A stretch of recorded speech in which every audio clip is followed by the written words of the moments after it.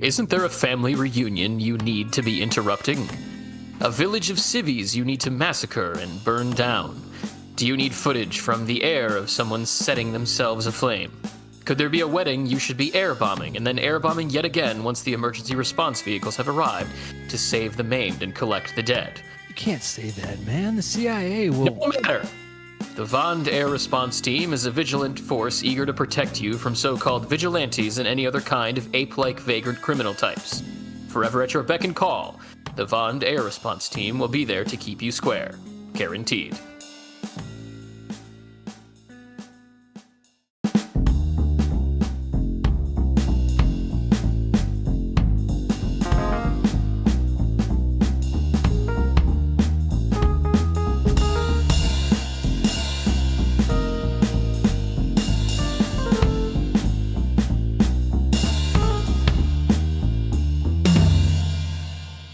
Hello, and thank you for joining us in Mapping the Zone, a podcast dedicated to a highly fixated review of large, dense books.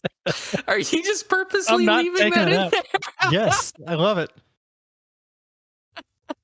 Specifically of the works and context of Thomas Pynchon. My name is Kate, and I'm one of the co-hosts. My name is Cody. I'm Luke. And I'm Will. Today we're going to be discussing Chapter 15 of Vineland, but not the entirety of Chapter 15. We are just going to be discussing the first half of Chapter 15. So this week's episode is going to cover from the beginning of the chapter up until when Frenesy and Flash end up back in Vineland. And then our episode next week is going to cover the second half of the chapter, which is going to run to the end of the book. And then we are all done with Chapter 15, and thusly our third book of our podcast. Will, do you have a summary for us to go over? Of course I do. So in Chapter 15, the first half of it, we're treated to a collage of Frenesy's extended family, most of whom are camping out near the Shade Creek area outside of Vineland and near Thanatoid Village, as they wake in their own ways and begin to prepare for the family reunion. Suddenly, inspired by some touching Bach, the Thanatoids begin to fill their customary radio bands with a ceaseless howl, and DL and Takeshi must venture out to identify and hopefully silence it, if only for some peace and quiet. They alert Prairie, offering to bring her along on the investigation. Prairie's conflicted, at least because she'd been reconnecting with her childhood BFF, Shay. They'd spent what seemed like years walking the malls of Vineland and the surrounding area, getting into trouble and generally goofing off. We get a glance of Prairie learning, back then, of just how bad things could be, even with a mom, as Shay suggests that she show up in a short skirt around her stepdad. As they grew up, Shay would drive them around in a borrowed car, singing automobile rock anthems and meeting up with other friends to model mostly stolen outfits, and make her less than clumsy gestures of romance in Prairie's direction. This was the day of the aforementioned Thanatoid signal, and when she left Shay, Prairie felt a certain sense of departure, as her friend wished her luck in finding her mother, and then critiqued her hairstyle. That same day, somebody had set Ditz's film archives aflame, that somebody apparently being represented by the wasp-looking male inhabitants of a set of 4 suspiciously inconspicuous Chevrolets. Of course, they'd also roughed up the rest of the domicile for discreetness' sake. Ditza had gotten away safely. Prairie decided to go back to Vineland. When they arrive, they find evidence of another noxious stimulus for the Thanatoids.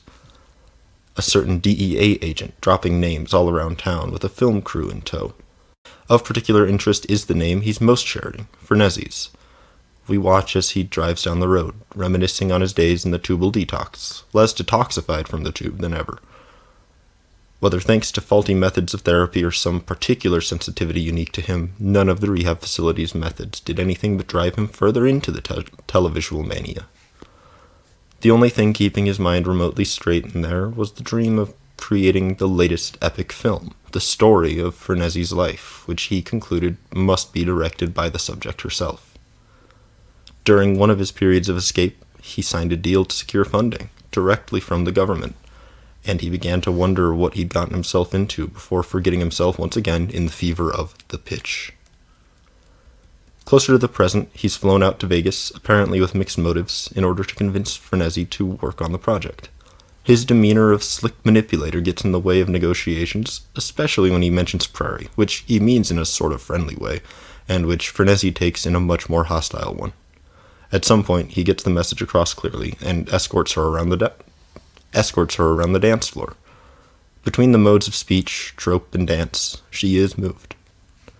And so next, she is at the regional airport, with Flash and Justin, inadvertently crossing a janitorial picket line in the process. The strikers decide to let it slide this one time. And we jump back to see Flash browbeat his superior into unveiling the budget cuts that this all started with.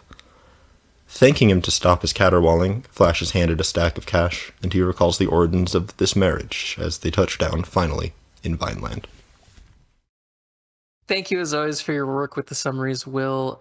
Starting out into Chapter 15 for the first half here, what were our thoughts on the chapters? I really enjoy it. Looking at, I'm just going to look at it as a whole right now, and I think it's one of my favorite pinch on endings. I found it very satisfying. I feel like it tied together everything that needed to be tied together up to that point. I felt like there was a good sense of resolution with everybody. I loved the conclusion of everyone's plot lines and their character arcs and everything. I can't really say I like one half more than the other, because I think it was just a strong chapter through and through. And yeah, it was a really enjoyable way to end the book. It was emotional at times. It was funny at times. It was tense at times. It was everything that I love, kind of condensed into 60 some odd pages.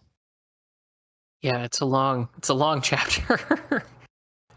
Luke, Will, what about you guys? First half of the chapter, what are your thoughts? Yeah, so there's a lot of really nice prose in this chapter throughout the chapter. You can kind of tell that Pynchon, knew he was wrapping up the book and wanted to kind of end on throw some really strong prose in there. Yeah, and I mean, it is kind of nice that I think I've seen stuff on the subreddit or in general about people thinking that all the different characters in a Pynchon novel, that they're all gonna like kind of converge at the end, like in Gravity's Rainbow and stuff, or like all these disparate plot lines are gonna somehow converge, which is not something that Pynchon typically does. But it did occur to me this week that people thinking that that was how Gravity's Rainbow would end might have influenced his ending for Vineland, because like all these different, pretty much every character in the book, every major character at least, is present in this last chapter, and we get to see a lot of cool interactions between people, stuff that we've been kind of been waiting for. More specifically, I did kind of like the Che and Prairie section. We do kind of get a different, and we'll get more into this, I think, but we do kind of get a different view of Prairie than we have in the past, where we haven't kind of seen her young delinquent side yet. And then she's kind of, before this, she's kind of shown to be pretty responsible, fairly adult. But in the beginning of this chapter, we're kind of reminded that she is a teenager, with some pretty typical kind of teenage behaviors like shoplifting and that kind of stuff. So yeah, we do get to see a different side of Prairie in the beginning of this chapter. But yeah, overall, I mean, like I said, there's just some really strong prose sections, and it's really fun to see all these different characters interact. And we do, there's a lot of kind of wrapping up stuff. Like we do kind of get more about the TV, like Detox place, in this chapter. I think that we get some stuff about the UFOs and the Godzilla appearance in this chapter as well. Yeah, I really love this chapter. The very end is, I've seen people say it's not satisfying because um it's like the whole like Brock like appearing in a helicopter above Prairie, like it seems like it's going somewhere, and then it kind of veers off into a different thing. Like we think that Brock's gonna like storm the um storm the family reunion and all this stuff, then it goes to a different kind of less obviously satisfying but still very cathartic ending. So yeah, I really like this chapter. Will, what about you? Well, I apologize for the music theory fans, because last week I called that the denouement, which it isn't in that very specific structural sense. Especially since I'm going to say that this first half of the last chapter is really a crescendo of sorts. It really comes together, bringing the characters back from the very beginning of the book and tying them much more deeply in with those we only saw in the center of the book. And alongside that, coincidence of the characters, you get the kind of the return of the density of prose that Pynchon is known for, and we haven't seen as readers of this book since chapter 9. Probably, yeah. It's I think it's really profoundly effective in that way, personally. From the first half of the chapter, which really is a laugh a minute fun time. But the second half, just to touch on it briefly, is much more emotionally deep, I guess, to put it simply. I find it a lot more touching than the first half here. But the way that everything is building in this first half is very fun, and the place we've chosen to kind of leave our conversation off on in this episode, I think, is a really fun little lift-off point in terms of the actual sense of momentum narratively. Yeah, that's very true. I really like this whole last chapter, but sort of building off of Will's point, the first half of it definitely feels like there's a lot of momentum being built, and then that's obviously capitalized on how in the second half you kind of get just sort of character return after character return after character return, and they kind of start to pile up on top of each other until, you finally do reach the conclusion of the novel, which is really great. And I think it's interesting too that even as we're getting very close to the end of the book, from a page quantity and also from a narrative perspective, he still is doing interesting work character wise in building out Flash's backstory, who hasn't been around since chapter 6 or 7, or 5, maybe. Whenever they a had while back. that brief he only aside. had like 2 pages. Yeah, when the budget stuff got cut really early in the book. So he's still taking the time to build out character, resonance there. He introduces Che and just tells you this entire backstory about her, which we'll get to. He's still doing more with Prairie. Like, even though we are, within the 11th hour, so to speak, he still is continuing to be dedicated towards this book's sort of exercise in Thomas Pynchon as a writer of people or characters rather than ideas, which is really impressive that he bounces, because I feel like I use this phrase "in the hands of a less capable author" a lot on this show, but I feel like in the hands of a less capable author, that would feel very just sort of shoehorned in and poorly done. But absolutely. In this book, it doesn't come across that way. You just sort of are there for the ride and wondering, okay, well, what crazy person am I going to meet this time, or what interesting backstory is going to come up this time. It's truly remarkable. So, any other overall thoughts we want to share before we dive into the content of the chapter? I think the only other thing I'll say is that,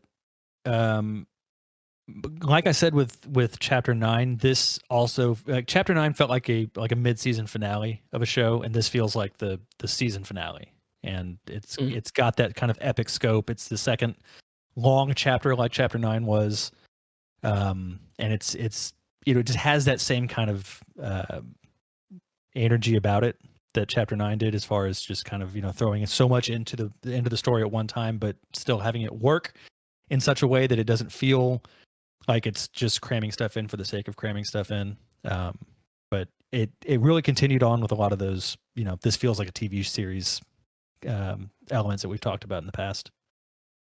Yeah. Do you watch a lot of TV shows that have a potentially primate lawyer in them? There need to be more.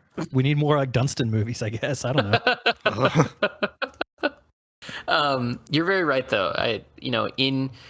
In this whole book as an exercise, or as an exercise in frame, as television or film, and the ways in which that very clearly translates to elements in the narrative and thematic aspects of what Pynchon is talking about. He does certainly keep that consistent all the way up to the end here, where you do really have this sense of finale the longer that kind of this chapter goes on, which obviously reaches its more so its crescendo in the second half than necessarily the first. Mm-hmm. But you're very correct.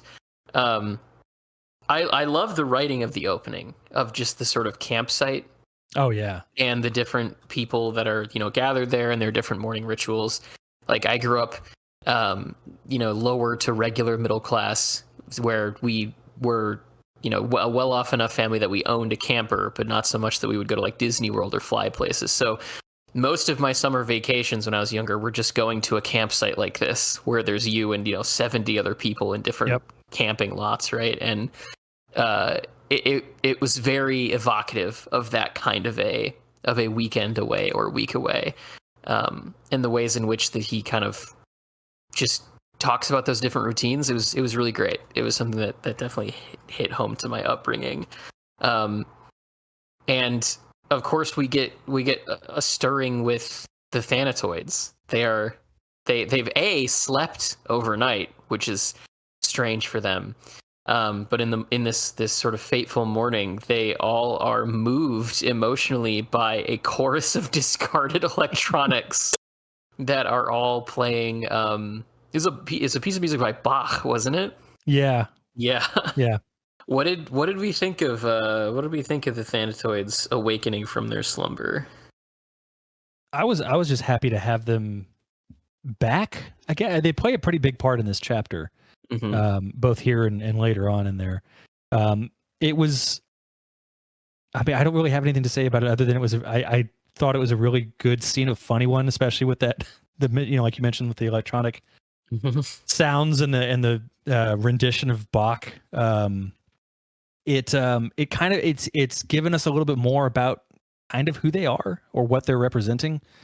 But still, there's still sort of a vague lack of understanding, and I think that's intentional. I don't, we've talked before about how they're kind of seem to be a stand-in for displaced vets, but specifically Vietnam vets, and that seems to kind of still be here, and it gets touched on a little bit more later. But I think there was a line in there about how they're nothing but memory or something to that effect. Yeah, I was just flipping to that where it. What was the Thanatoid at the end of the long dread day but memory? Yeah. So, yeah, it's just I don't know. I love that little extra detail that doesn't really tell a whole lot, but it still kind of gives you more of an idea of who they are. Yeah, absolutely. And I think obviously as the book has gone on, the Vietnam comparison is certainly present there. I mean, Pynchon has it in the text, but they are certainly sort of remnants or revenants of all sorts of governmental, death dealing, or I guess psychic pain inflicted on its own country, mixed with all sorts of, I would assume there's Thanatoids who have ended up that way not due to anything the government has done, but it seems primarily that's really where their victims are coming from. Mm-hmm. But I do find it interesting that they seem to be being pushed into a different state by music. That was sort of the biggest thing that I wanted to ask you guys, is whether or not there was this being done through a piece of classical music, or as it says on page 325, one of the best tunes to ever come out of Europe, even with its timing adapted to the rigors of a disco percussion track, able to make the bluest Thanatoid believe, however briefly, in resurrection. They woke, the Thanatoids woke. Do we think that this is some sort of a statement from Pynchon on like the capabilities of art or the capabilities of music, or what? It seems important that this is what wakes them up, and so I was curious if you guys had any thoughts on that specifically. So I what it brings to mind for me is this kind of idea of systematization and judging art, because it's pretty rare that anything is labeled as the best piece of art in a Pynchon novel.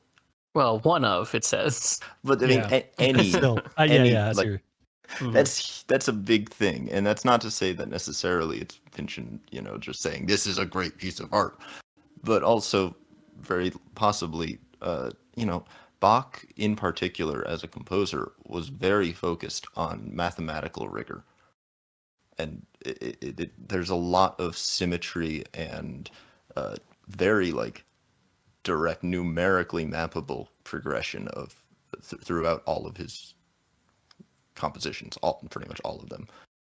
And the idea that this world, which has been so systematized, and this world which has created so much art which is entirely pointless except for entertainment in the form of television, which is part of, perhaps what's keeping the Thanatoids asleep. The idea that this at the relatively speaking ancient recapitulation of this form before function of art be the thing to wake them up as a piece of art designed to model Resurrection Day. It feels strangely subversive, and I really can't put it I can't bring those threads together, but that's what it brings to mind for me. Yeah, I think that's a solid read. Certainly more so than anything I could come up with. That was a hard one for me to parse out personally. So after the Thanatoids sort of wake up, we then transition from Takeshi and DL figuring out what their response is going to be to a story with Prairie and her best friend Che, who, before we get into Che, because I'm sure we all have a lot of thoughts on her inclusion here, I just want to say that I would love to go to the Noir Center. Yes. I think that would be just exactly the kind of mall that I would enjoy going to. Do you want to read the description, Cody? Yeah. Let me find it. I think it starts on page 325. It does, yeah. Like towards the end of 325. So, among the first mall rats into Fox Hills, Aboriginal as well as the Sherman Oaks Galleria, Prairie and Che had been known to hitchhike for days to get into malls that often turned out to be only folkloric, false cities of gold. But that was cool because they got to be together. This time, they arranged to meet in Lower Hollywood at the new Noir Center, loosely based on crime movies from around World War II and after, designed to suggest the famous ironwork of the Bradbury Building downtown, where a few of them had been shot. This was the yuppification run to some pitch so desperate that Prairie had at least to hope that the whole process was reaching the end of its cycle. She happened to like these old weird necktie movies in black and white.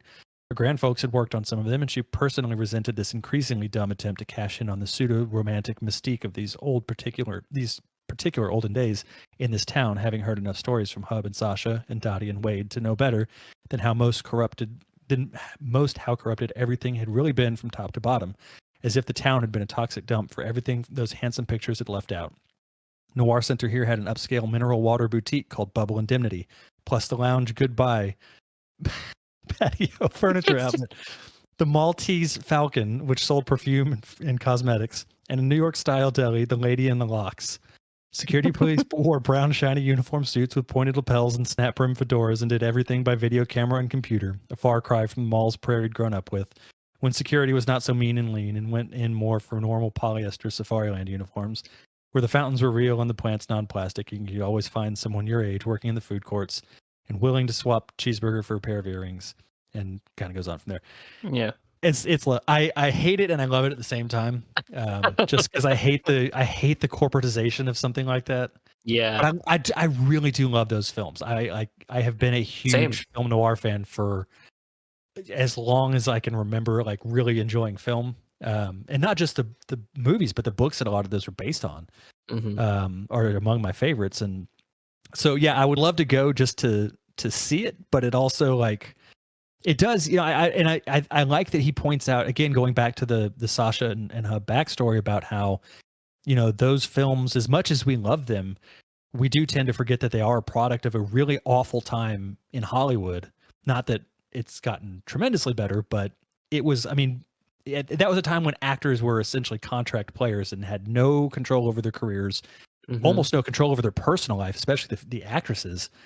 You know, yeah, were studio find you a forced into- husband. Exactly, yeah, and they would, you know, like look what Judy Garland is a prime example of what happened to a lot of those actresses. You know, just we need her to keep making movies, pump her full of amphetamines, and then we'll, you know, just keep her as occupied as possible. It was terrible and gross, but at the same, it's a weird double-edged sword because there were some great films that came out of that, but you know, we do have to remember that that part of that history. We can't just push it aside and pretend it didn't happen.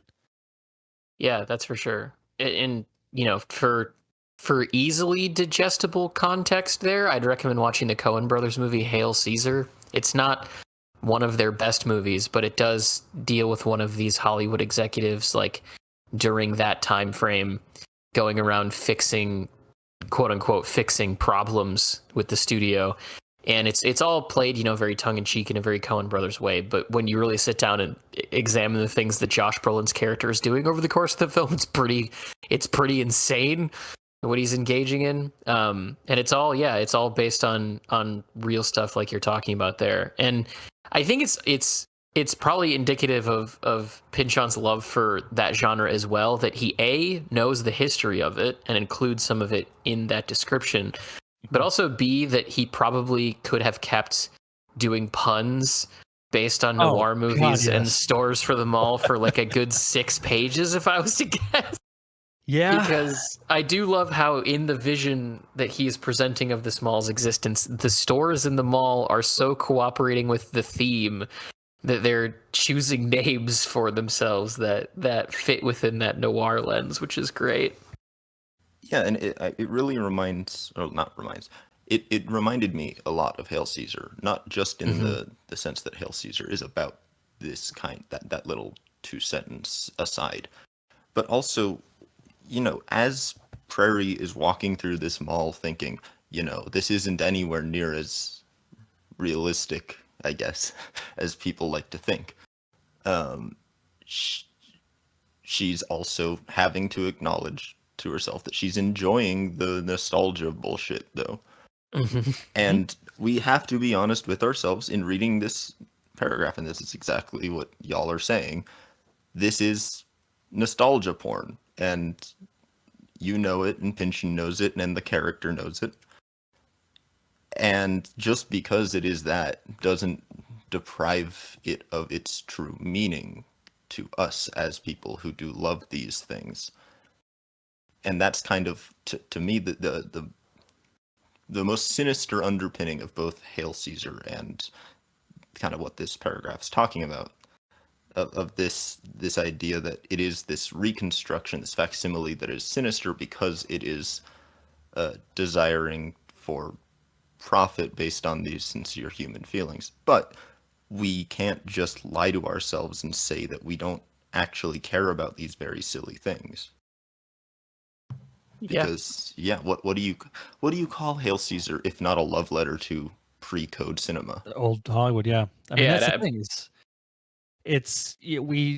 I think Pynchon is very aware of this, but you know, I can't say everybody, but I think most people are able to form a connection with some form of art, whether it's film, whether it's movies or film music, books. That art can impact so much of our life. And, you know, like you were saying, well, like that nostalgia it is real, and it is something that I don't think it's fair to dismiss it, but it is gross when it's presented in this kind of way, in this sort of, I don't know what the word would be exactly, but it's a sort of bastardized representation of it, where it's just, you know, it's clearly they're doing this for money. But it is, you know, that is art that definitely has an impact on people and has shaped someone's life. And so it can be nice for the person who genuinely enjoys it and wants to re-experience it, but it's, you know, it can also recontextualize it in a way that is, you know, can take that away from them, or it just makes it come off as gross at the same time. So it's a weird, really fine line that gets walked in these kind of situations. Very true. Which to balloon it out to some of the other stuff we've talked about in context of Vineland itself, like, Hector wants to make this movie based upon this real life story of some like heinous shit that the government did for the purpose of entertainment.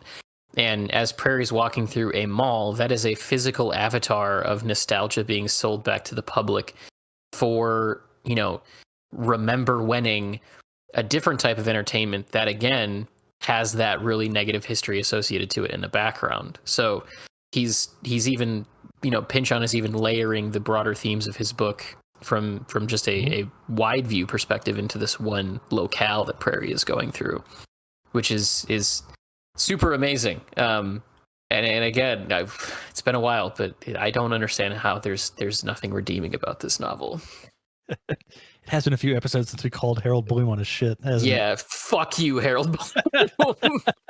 Well, so and I just want to point out that the real irony of what David Foster Wallace said about this book, given this final chapter. Yep. Like, dear Lord, man, can you, not to beat a dead horse, but can you not see can you not see like the actual like sincerity in these things that you view as to be entirely cynical?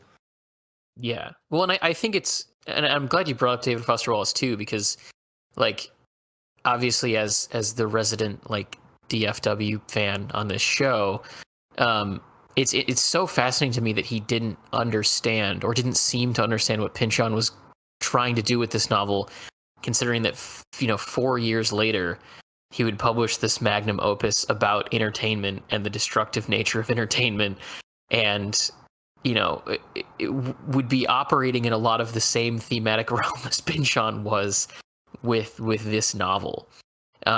They're not exactly companion pieces. Infinite Jest is doing something different with its entertainment, as metaphor, or entertainment as, thematic underpinning for Infinite Jest. But they're orbiting, a Venn diagram that is there's some overlap there. They're not completely separate circles. So moving on to Che, I just want to give a brief reading of her appearance, because I found this real great. Whenever Che and Prairie met, it was by way of zigzag and trick routes, almost like they were having an affair, slipping away from POs or caseworkers, or only steps ahead of the bright attentions of Child Protective Services, not to mention these days, the FBI. Che arrived at Noir Center all out of breath, dressed in leather, denim, metal, and calico, with a bazooka rocket bag slung over one wide, precise shoulder, and her hair today 10x'd up into this amazing feathery crest in a blonde shade soured to citric. I don't know why it is that she rated my wardrobe for this outfit, but I felt incredibly called out. I don't have a mohawk anymore, but there was a time in my life where, apart from the bazooka rocket bag, I could have fit this character description to a T. So bringing her up, I wanted to get y'all's impression of her character, not just from a standpoint of, how Pynchon writes her, but from a standpoint of the whole messy situation between her, messy being a very light word, between her and her mom and her mom's boyfriend. I have been very defensive of Pynchon over the course of this book and the way that he writes women. I cannot, for the life of me, come up with any description or understanding as to why it was necessary to write Che the way he did. I think he is operating in some very interesting thematic territory from a standpoint of having one friend lack a mother and the other friend have a mother. And they're in this kind of weird inverse relationship where Prairie, loves her mother from afar, but is given the impression that Furnessy does not love her back.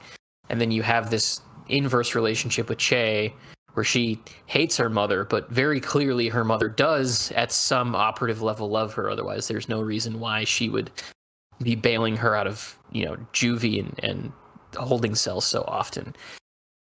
You can accomplish that same dichotomy and that same thematic sort of interplay without having it be this disgusting and, I hate to use a word like exploitative, but I don't understand why he decided to make this way. So I wanted to get your guys' thoughts on that, and whether or not you agree, whether or not you see a reasoning for it being the way that it is, or where you're at with this whole thing, because this was a rare case where I did feel uncomfortable, and not in a way that Pinchon was trying to make me uncomfortable, but in a way of, this is just unnecessary, man. You don't need to do this. Yeah, I think this is, to me, this felt like a section that was intended to maybe be longer, but was cut or wasn't fully developed. Mm-hmm. I think I don't know. I don't have an answer for why Che has to go through the things that she has to go through in the short amount of time that we get with her. It feels like I said, it feels like there was meant to be more there, perhaps, to examine, and for whatever reason, it was never fully explored. I think that specific type of character and the occurrences that she goes through, especially with her home life, with her mom and her mom's boyfriend, it's something that I think if you're going to put that in there, there really, really, really has to be reason, and it has to be clear to the reader why. And I don't think that's fully accomplished here, like you said. Mm-hmm. It's, I can't figure out if this is just like him trying to kind of explore that that dynamic that occurs in those kinds of or in any, I mean, it's capable of occurring in any family, really, but to try and explore that a little bit, maybe. But again, that requires more than just the couple of pages that we get Che on. Mm-hmm. I felt like when I was reading this section, this is the strongest Twin Peaks connection that I think has ever happened in this book to this point. Che and Prairie felt to me like Laura Palmer and Donna Hayward. Mm-hmm. The difference is with Twin Peaks, Laura went through a lot of the same things that Che's going through, but there was a good chunk of time in that show where, and especially in the movie, where that was explored at greater detail and greater depth, and we understand more about why she is the way that she is and the circumstances that kind of pushed her into the position that she's in. We don't have time for that with Che. So I almost feel like that whole section could have just been cut and it would not have any impact whatsoever really on the story. I have to say that I agree that this section doesn't seem to.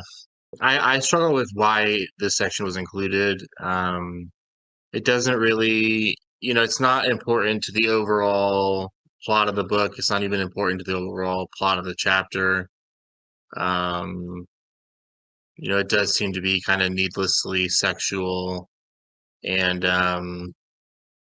there's a lot of there's not. I mean, other than kind of like a weird focus on like the 80s and youth culture and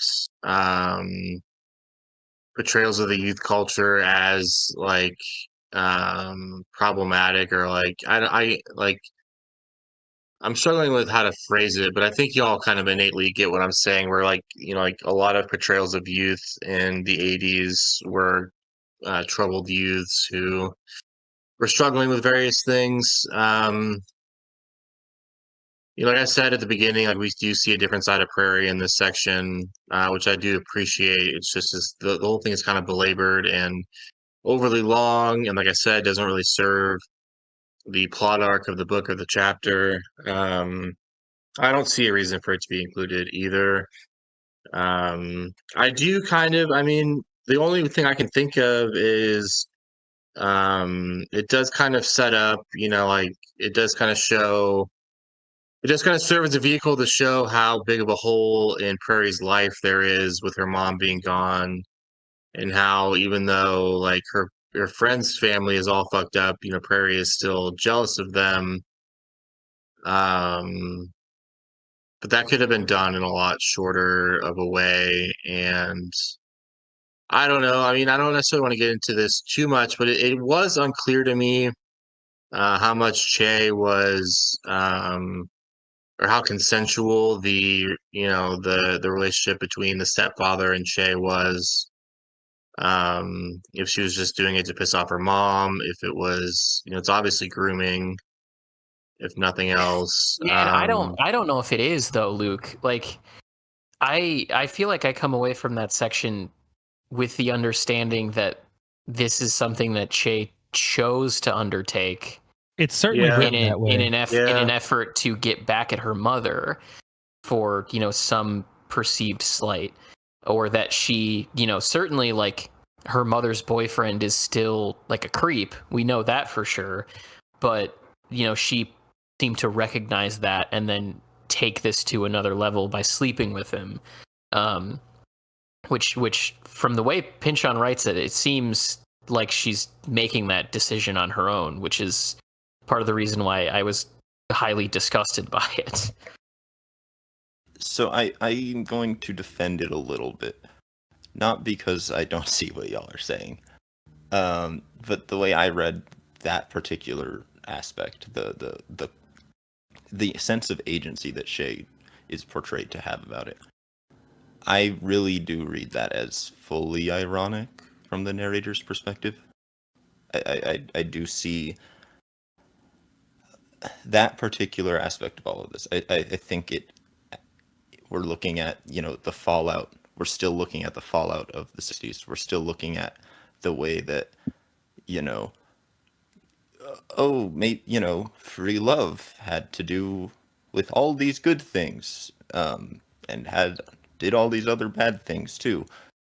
But in particular, we're looking at, the people who read Lolita, took it to be a, manual, or as a love story, or whatever you want to call it. And that this is the scene of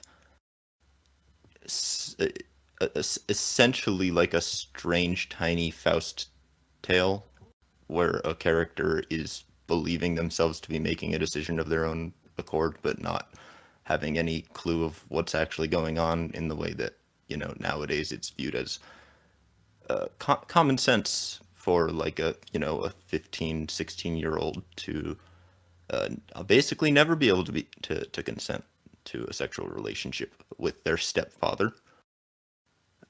This is like a cultural snapshot of that not being understood, with the same rhetoric of like free love and women's empowerment being co-opted by these horrible people, and her having no opportunity to view herself as a victim because she doesn't want to feel weak.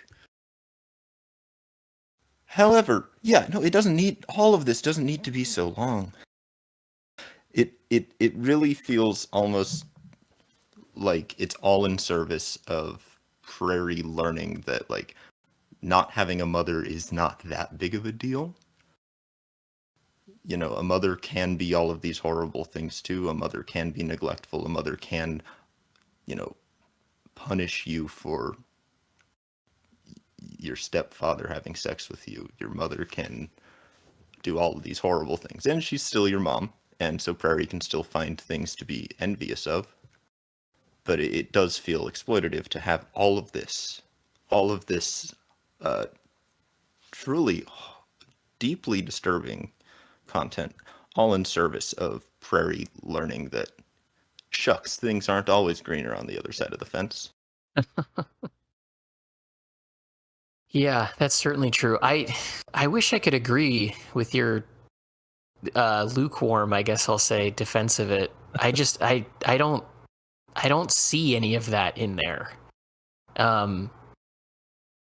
Yeah, I like it. To Cody's point, I feel like it would need to be longer for, if that is what Pynchon's narrator is trying to get at, for that to really be put in perspective there, or to really be like expanded out to a larger point. As it is, I don't see any purpose that it serves for why it is the way that it is. You could have you could do the exact same thing where just her mother's boyfriend is, physically abusive, but not sexually, and the mother won't leave him, and you end up with the exact same end result, right? Without or just leave it unsaid. It yeah, doesn't or need to that. be said, That's and the it thing, can and be much less exploitative. I think that's where it's kind of disappointing, is that Mhm. I feel like a writer as strong as Pynchon should really, I don't want to say should know better, but could do better. It's a rare misstep, I think, in an otherwise very calculated and very meticulously plotted story. It's just a weird, very jarring scene that I think it could have been handled better, or if he felt necessary that it be this specific situation, that it would need to be expanded, and we would need more justification for why that's on the page. Yeah, absolutely. So I think that it's more justified in the thematic discussion of the facade of realism in television later on. I think a lot of these things, for me at least, the reason I'm willing to give it the benefit of the doubt, I don't know if that's that's right. Yeah. If that's exactly what I mean. But it comes down to the fact that throughout those long, meandering, thematic discussions that have gone on throughout this entire book about the way that, certain people view things as realistic because they've seen it in media, and the ways that clashes with actual reality and them living happy lives, that this is supposed to be some kind of, you want a character to show prairie? I'll give you a character to show prairie. I'll give you a character. I'll give you somebody who's broken and sad and all that bullshit, so that, prairie makes sense. So are you saying, if I'm understanding you correctly, in the same vein as DL's rescue of Furnessy earlier, in that the random sort of for no reason sex scene there, which is so over the top in that it's just this random woman masturbating alone with like a piece of Furnessy's clothing, I think it was, is meant to sort of play off of the stupid inclusion of sexual situations in movies or television, that the tragic angle of Che's character is overplayed to such a degree that it would only come out of something like movies or television as a way to sell the nature of the character in comparison to her? So, not necessarily Che in particular, but I would say as my general approach to reading the character development in this novel, yeah. Okay, I gotcha. I think. Yeah, I can see where you're coming from with that angle. I also wanted to... Yeah, go ahead, Will. I was just going to bring up the song that Che sings, and kind of the general return of music to this chapter. There's a lot of music in this chapter. I think this has the most music, I think. Yeah, it might have the most music of all of any chapter he's written. Probably does, yeah. I see... It's a lot of... Okay. Sorry, my brain is not creating sentence. I find it really interesting the way that this song is not alluded to being something that she's heard and she is singing. Because most of the songs in this book, including the ones later on, they are couched in some way. You get an explanation of where the lyrics have come from, who is the author. Mm-hmm. And here it's just hers, as far as I can tell.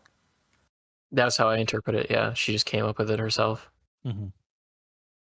And I think in that there's a lot of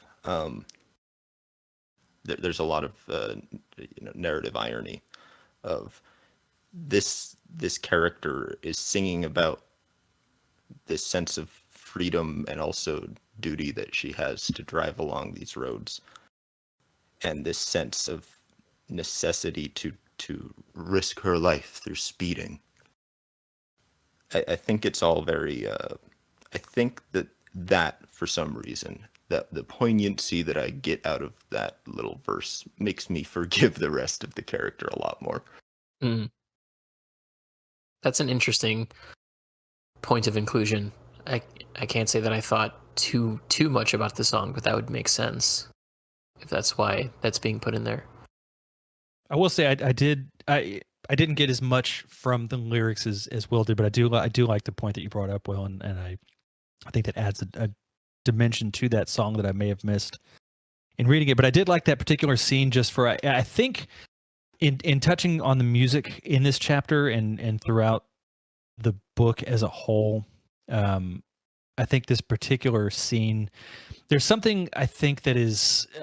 I love a scene like this, and I think this goes back to again the TV thing, but just in general, like for me personally, I there's a very emotional resonance for me in a scene where someone's driving and has music on or is making music or singing or whatever. There's a connection that I have formed in my life between driving and music that that this scene just kind of like reignited. When I was in college, my friend who was my roommate, he and I would take turns on weekends. We would drive. This was when gas was still pretty cheap. We would drive out from San Antonio to Bernie, where our parents lived, and back. So it was like a good.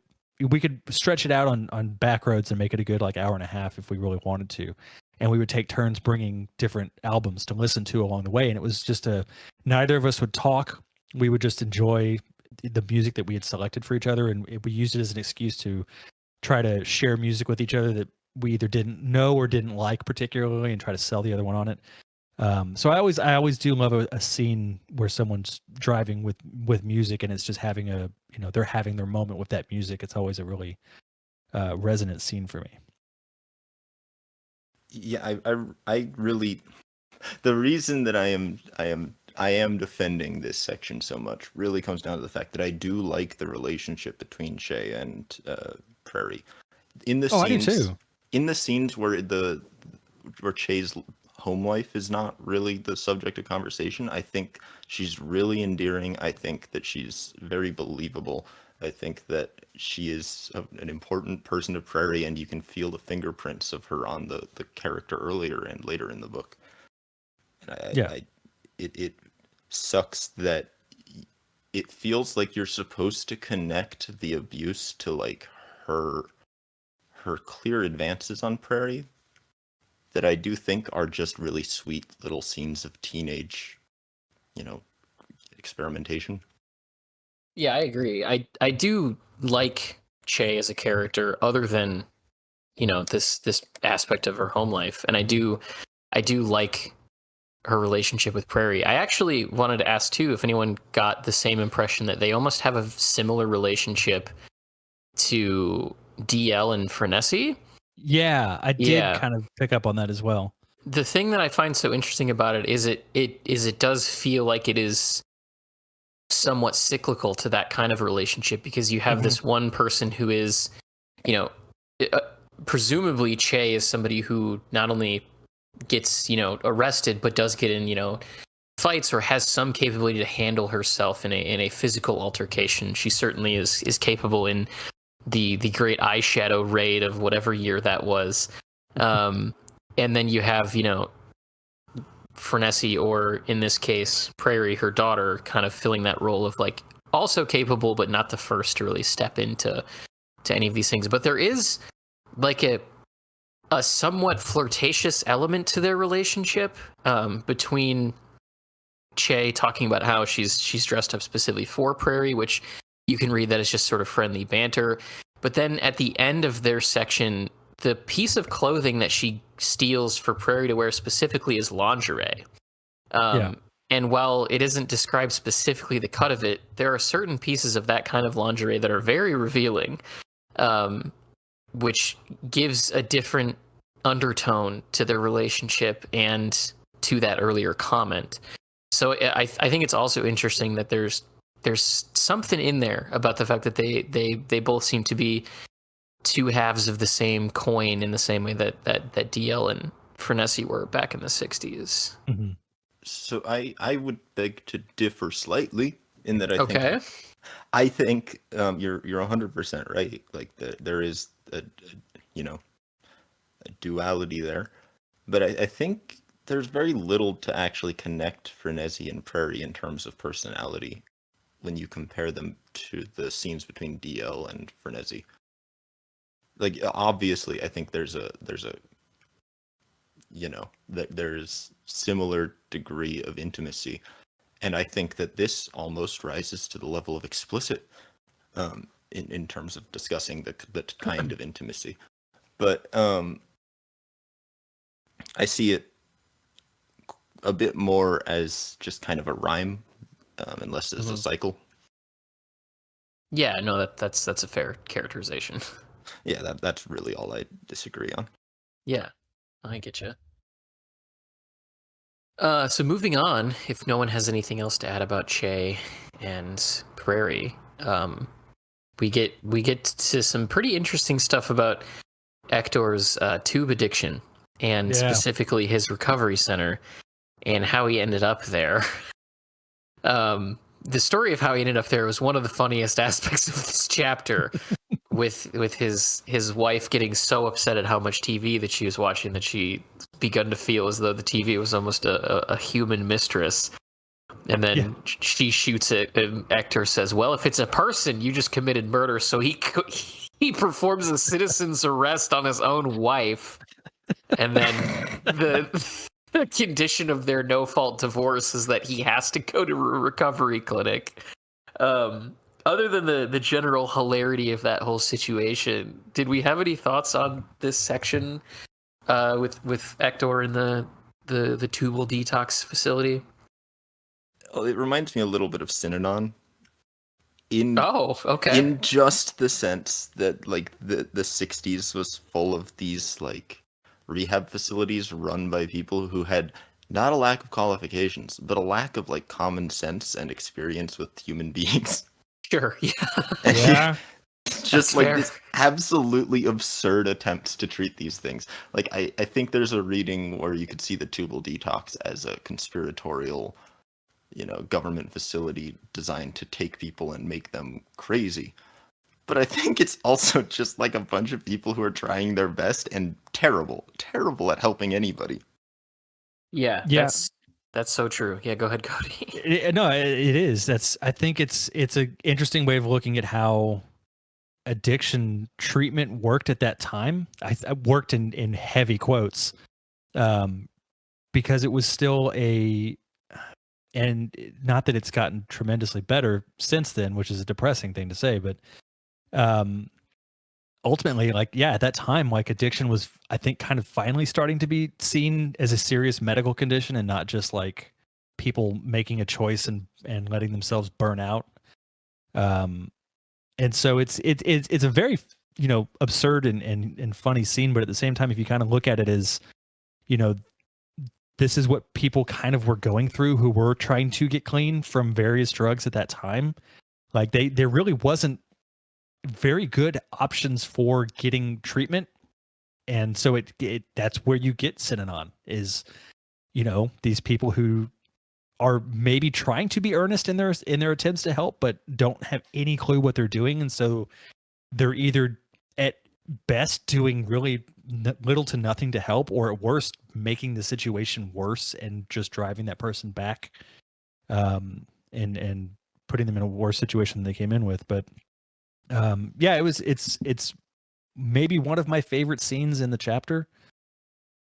Yeah, I love it too. I think that there is so much going on in it that I feel like you could spend an inordinate amount of time most likely talking about it.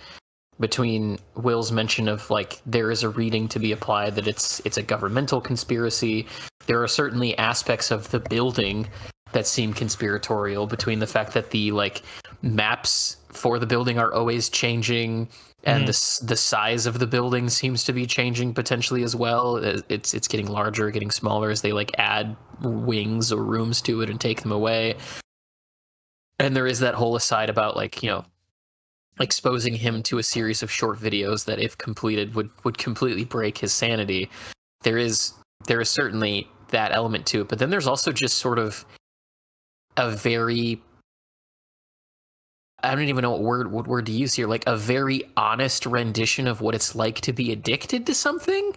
Yeah. Even though obviously there's an element of tongue in cheek here, given the the song that they have to sing in the mess hall every single day, or just sort of the Ector maybe as a person, this person who's constantly singing like theme songs to TV shows and everything. But when you get down to some of the quotations, which I'll read here in a second, there is just some very honest portrayal of what addiction is like and what it's like to struggle through that in a way that, again, makes this book somewhat resonant with Infinite Jest. But Will, I think you're about to say something as well.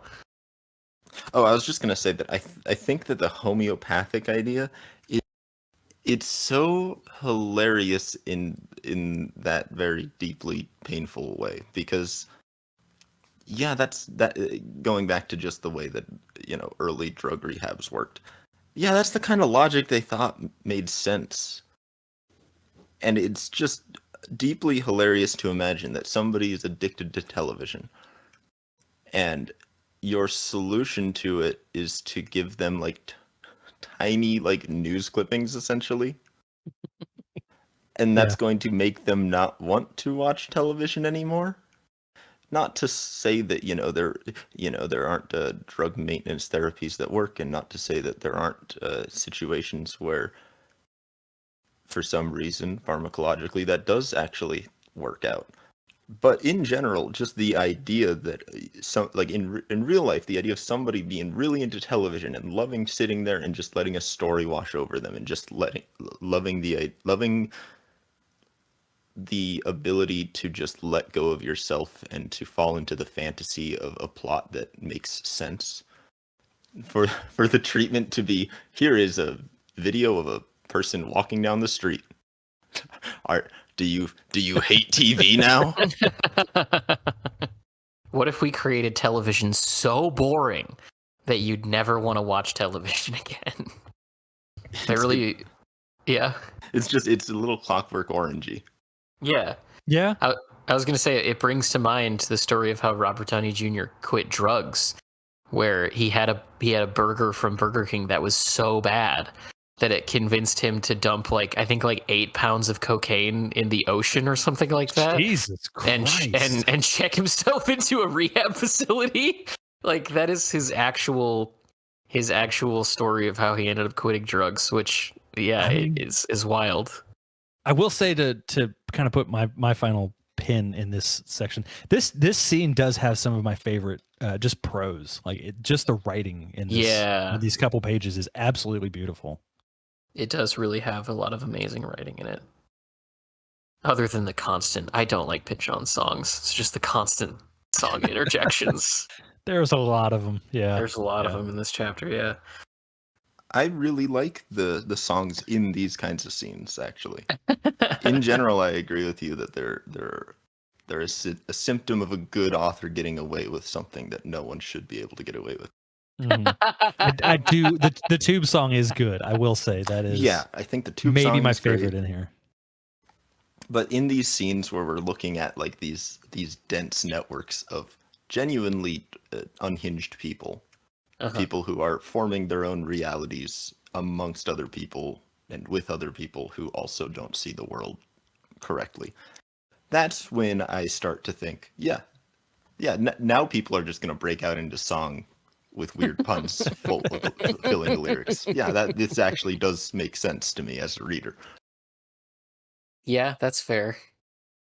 It does make me wonder if, Pynchon is truly updating Vineland to modern times, which, if that news that came out this past couple weeks is accurate, is so sad. Because that was exactly what we talked about feeling impossible on our show a month ago. I would be curious if A, he's doing anything with television, and if 2, this musical number could be included, because I could see it. I could see it in a Paul Thomas Anderson movie. This one in particular. I'm still not convinced that it's Vineland or even a modernized. I just there's nothing I've seen that is.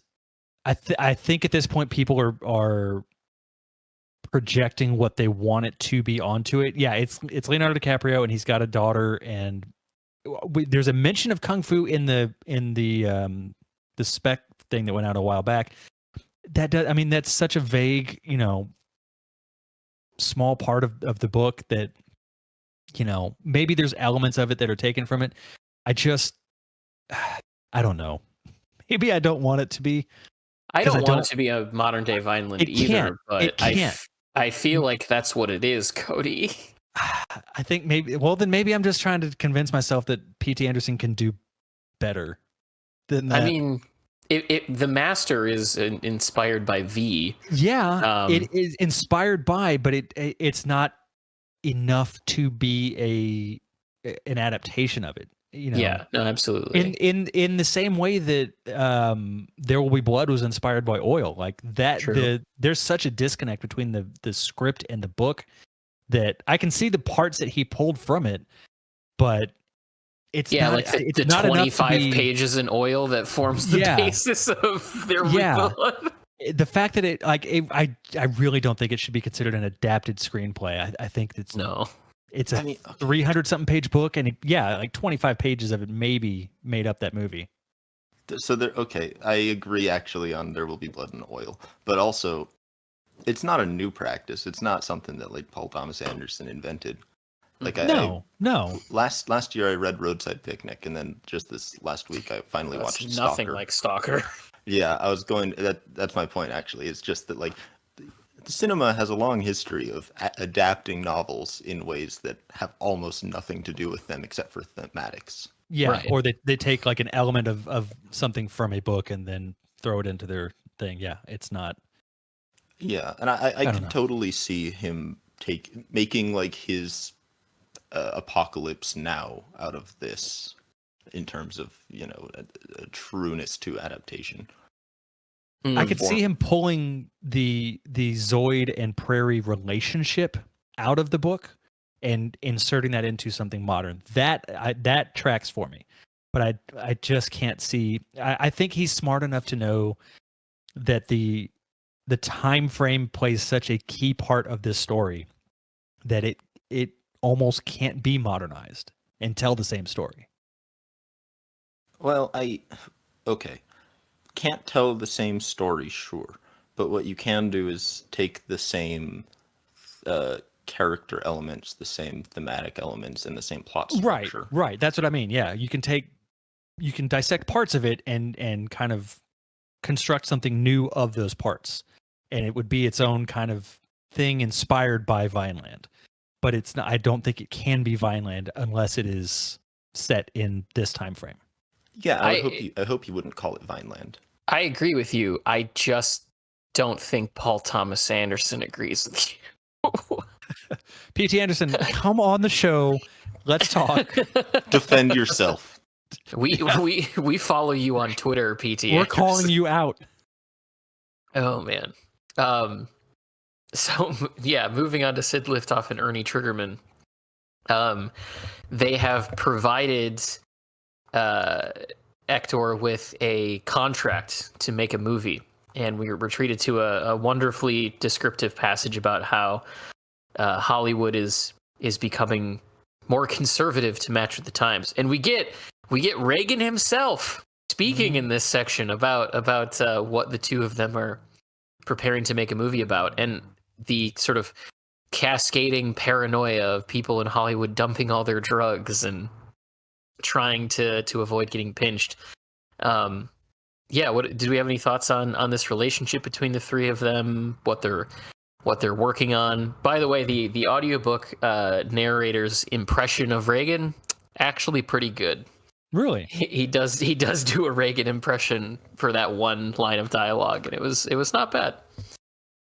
I really do find this a wonderfully dense section to mine for entirely contradictory implications. Do tell. Well, I think that there's something to be said for the way that you can buy into Hector's sense of reality about this entire project that he is pushing along.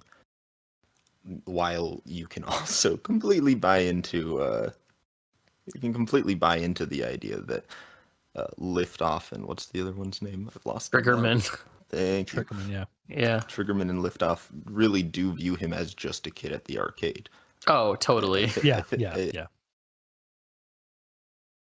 It's really fun to think about what both of those perspectives kind of superimposed imply, because they're not, you can't actually hold them both to be true. But I do think that there is something between those truths. I'm curious. Yeah, I guess why do you find those incompatible? Well, because basically, because you have linking them together, you have this idea that these guys are simultaneously ruining, but also possibly saving Hector's mental health while he's in this particular asylum. Mm-hmm. The idea that this hope at turning real life into a movie or a television series is the thing that's preventing Hector from actually developing a connection to reality and to, stop being overly invested in the stream of pretty pictures and musical jingles that he lets himself get taken away by. I think that there's enough contradiction between those things that you can't easily accept all of them. That's true. I guess this section reminded me a lot of Pynchon's essay on sloth. Like that idea that an outward perspective on it can tell you one thing, but is it actually truly damaging in the way that word definitionally requires was what I was thinking about a lot during this section. And I don't. You're correct in that I don't know if there's a clean way to square that circle, so to speak. But it is interesting how those two things interplay, and especially from a standpoint of they are simultaneously afraid of him because of the government that he technically represents by his presence in the film industry, but also understand that he's like a bit of a rube, as you've mentioned, Will. You are correct in that there's a lot of very interesting sort of dynamic to their relationship back and forth like that. So we know that Hector is wanting to turn Frenessie's story with 24 FPS and the PR3 and Brock Vaughn and all of that into a movie. We've gotten a better insight into what he actually wants to create out of it through these scenes and how he's getting the backing of government to essentially just use it as a propaganda piece, which is something that the government has done so many times. In fact, there is if I'm not mistaken, there is a brief reference to Reefer Madness in this chapter and William Randolph Hearst and the whole allyship between the government and what would eventually become the DEA. I wish I could remember that guy's name, the government official that was in charge of that, who went around promoting the idea that marijuana is evil. This is going to drive me insane now. Yeah, it's like right on the tip of my tongue. Like the first director of the DEA, or?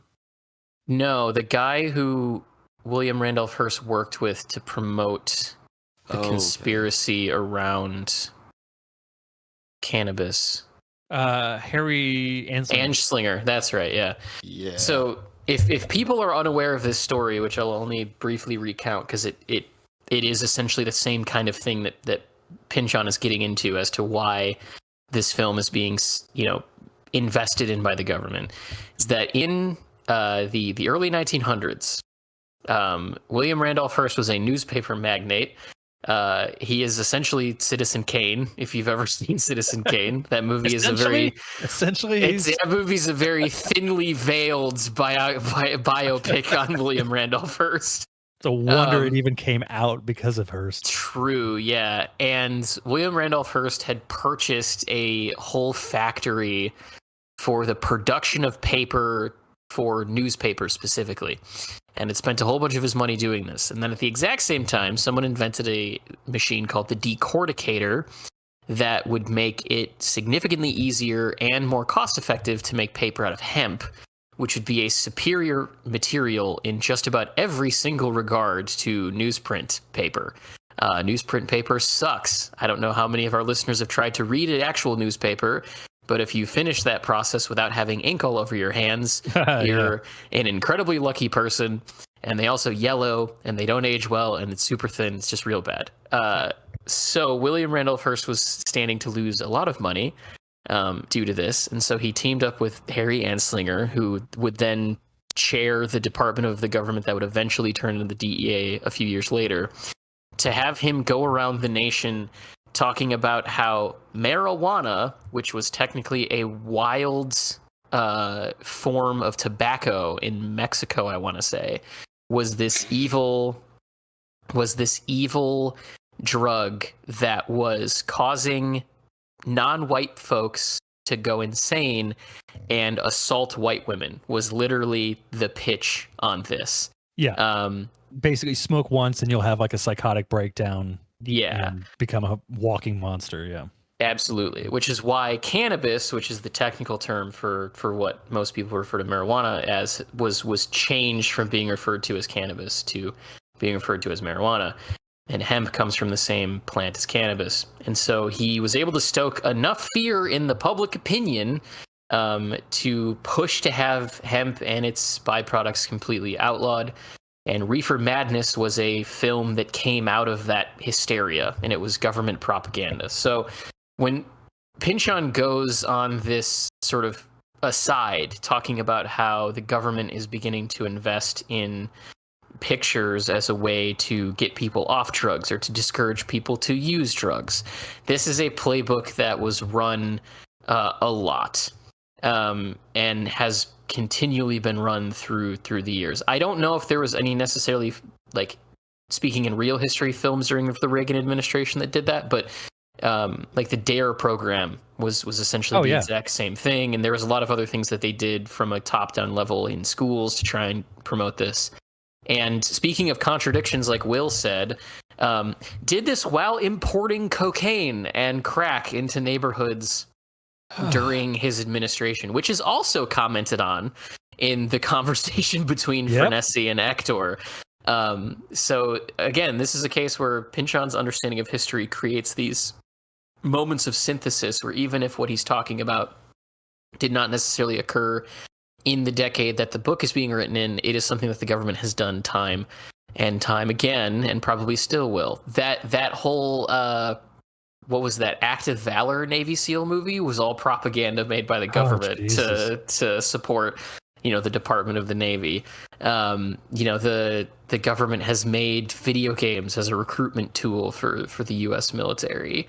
It is something that they do a lot. But the reason why Ector goes to Vegas to speak with Furnessy is to try and get her to direct the movie about her own life in a very, I don't necessarily want to say extortionist way, because he's technically not extorting her or necessarily blackmailing her, but is putting her in a position where, because of the budget cuts, he knows that she's probably going to say yes to the proposal, because what else is she really going to be able to do for money?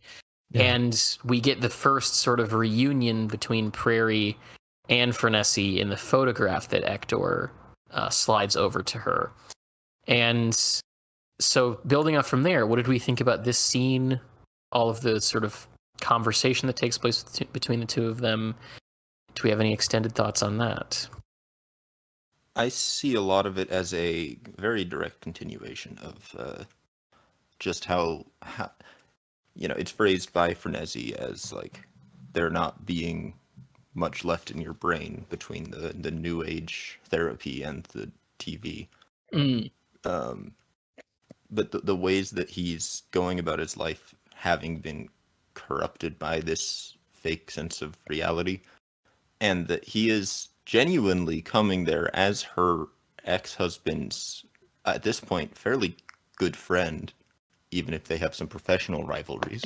That's a way to put it. Professional rivalries. Well, yeah, and he, as we've seen up until this point, especially in the last chapter, Hector really does care about Zoid, and Zoid really does care about Hector. Like they are friends, even if he keeps arresting Zoid. And he's come here to basically say, hey, look, I'm here to get you to sign off on your rights. B, I'm here because I need a director. C, I'm here because your daughter needs you. And the only way he can frame any of that is as the cop showing up to convince a convict to come back to his jurisdiction. And that the conflict in himself and the conflict between that absurd attitude and the way that Frenzy, as a relatively normal person, would see this absolutely insane venture of flying across the country to say, hey, come here, direct this movie. Your daughter wants to see you. It's not so caring when you frame it the way that she's seeing it. Yeah, that's for sure. I don't really have anything to add that other than I will put it pretty damn well. Yeah, absolutely. I do think just building off of your note here about not even Brock being safe from Reaganomics, I do think it's interesting how in that regard Pynchon is also kind of creating this statement of like, look, even at a governmental level, you can be the most evil piece of shit around who's been the most cruelly effective at executing government policy for one reason or another. But you're not safe from anything. You're really only as good as your last envelope as far as the government is concerned, and they will just take that away from you.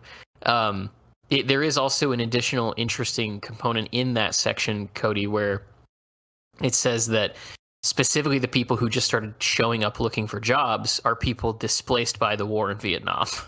Yeah. And that whole sort of engine of death and destruction has continued to sort of reap rewards for the government in that now they have a whole new spate of workers who are willing to sort of do whatever they need to do to get in good graces of the government that has to provide them with citizenship.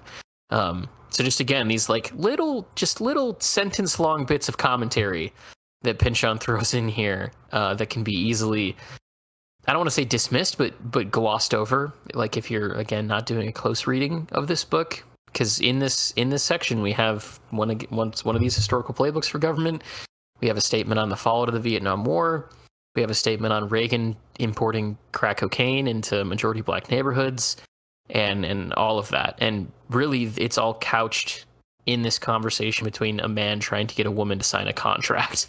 Like, it is just very impressive that he's able to weave all those things together in such a harmonious manner where none of it stands out as being just sort of the author talking to the reader directly.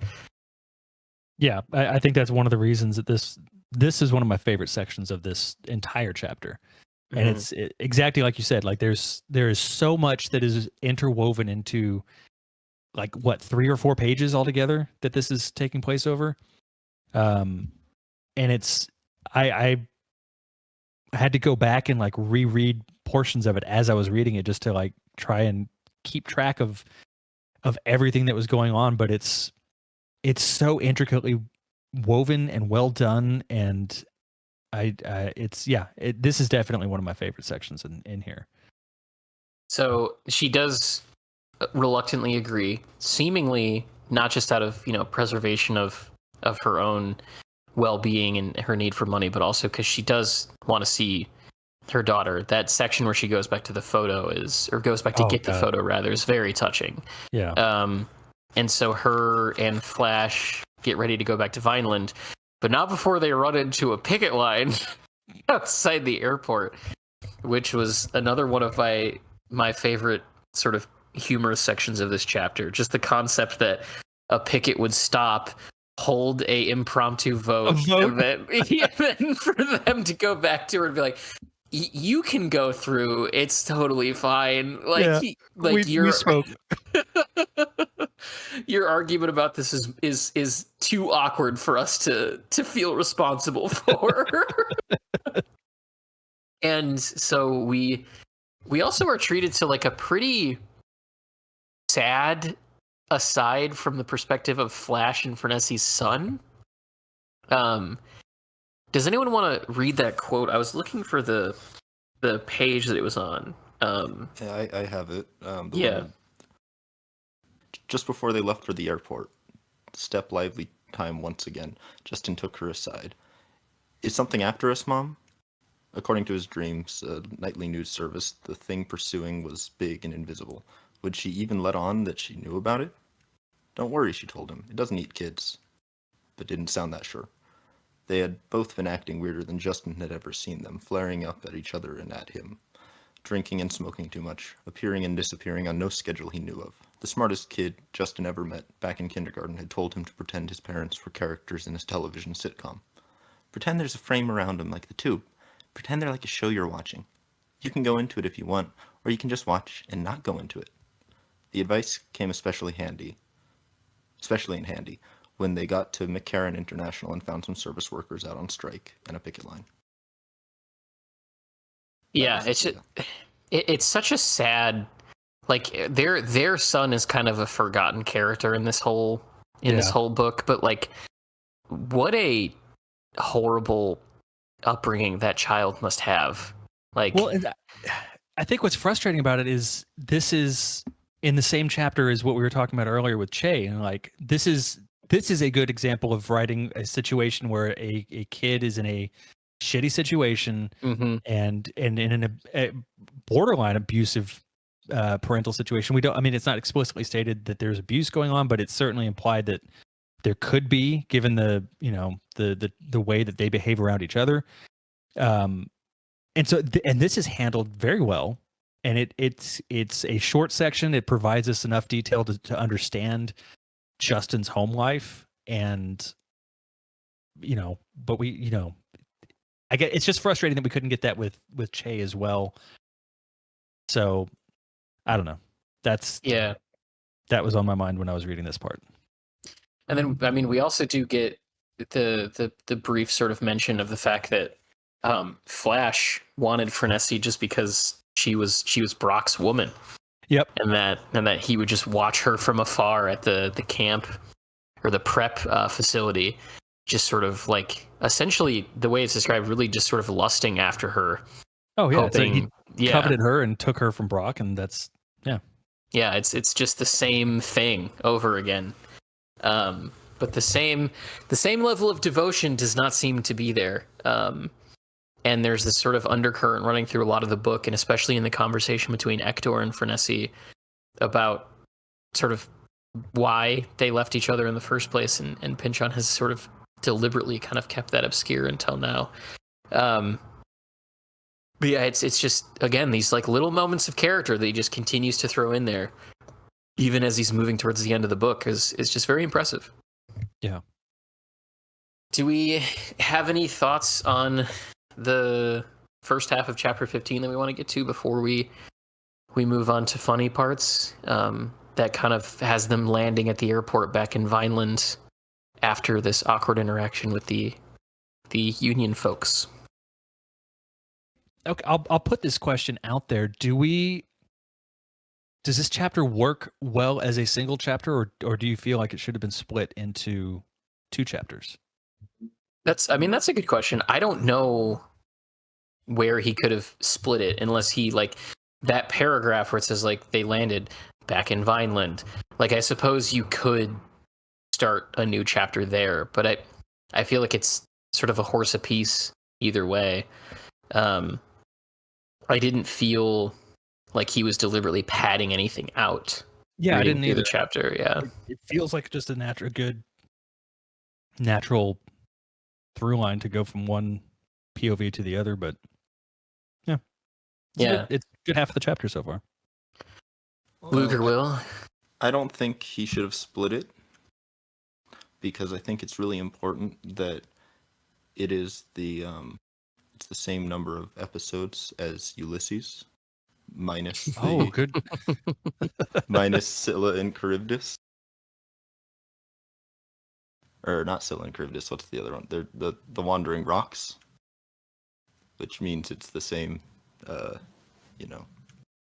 all that good bullshit with plot structure and synchronicity. All that good bullshit. No, I mean I don't think it matters. I think that it's I think it's only one chapter because it's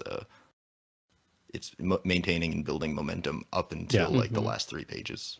Yeah, I think if there was a separate chapter in here, it would feel unnatural and break the narrative flow too much. Yeah, it feels natural, like y'all said, that it's just one chapter. I mean, it is somewhat episodic, but the episodes kind of flow into one another in a pretty natural way. So Awesome. So that does bring us to funny parts. Did we have any from this first half that we wanted to talk about other than what we kind of covered in the course of the chapter itself? We have to talk about the made up movies. The Brian Gumble story. They do extend into the end of the chapter as well, but Sean Connery in the G. Gordon Liddy story, John Ritter in the Brian Gumble story, like, and the funny thing is, like, as absurd as these things sound, like if you look up pictures of Sean Connery and G. Gordon Liddy, yeah, it could work. Pee Wee Herman is Robert Musil, yeah, it could work. Mm-hmm. Now that's one that gets me laughing every time I think of it. That one in the NBA Finals one was really good too. Just the simple idea of anybody wanting to see a Robert Musil story movie. Yeah, just why? Like G. Gordon Liddy, okay, bullshit, we're making a movie about this important person. No, we're just gonna make a movie about this obscure modernist author who killed himself. Have any of you guys seen the ad for gold bullion that G. Gordon Liddy did in like the late 90s, early 2000s? Oh my god. You'll have to put this in the show notes. Absolutely, yes. Cody, but I'll send the link to the chat here. I have no clue why he was selected as the spokesperson for this gold bullion company, but he literally did like just sort of TV infomercials for gold when he was older. God. I'm gonna watch this as soon as we're done. That's insane. What the hell is that? It's about the closest thing to a pinch on like piece of reality. Well, I mean, they're what the hell? And he just yeah, it's amazing. Jesus. The 90s were really something else. They really were. The other funny part for me in this part of the chapter is the idea that Bud Light tastes better when it's warm. Oh yeah, when they're sitting outside drinking just a case of beer because they can't have cocaine anymore. Page 341. I'll start in the middle of the paragraph here, but Hector, I do apologize for my outburst and also for my shortcomings as a host. Please, here, a Bud Light.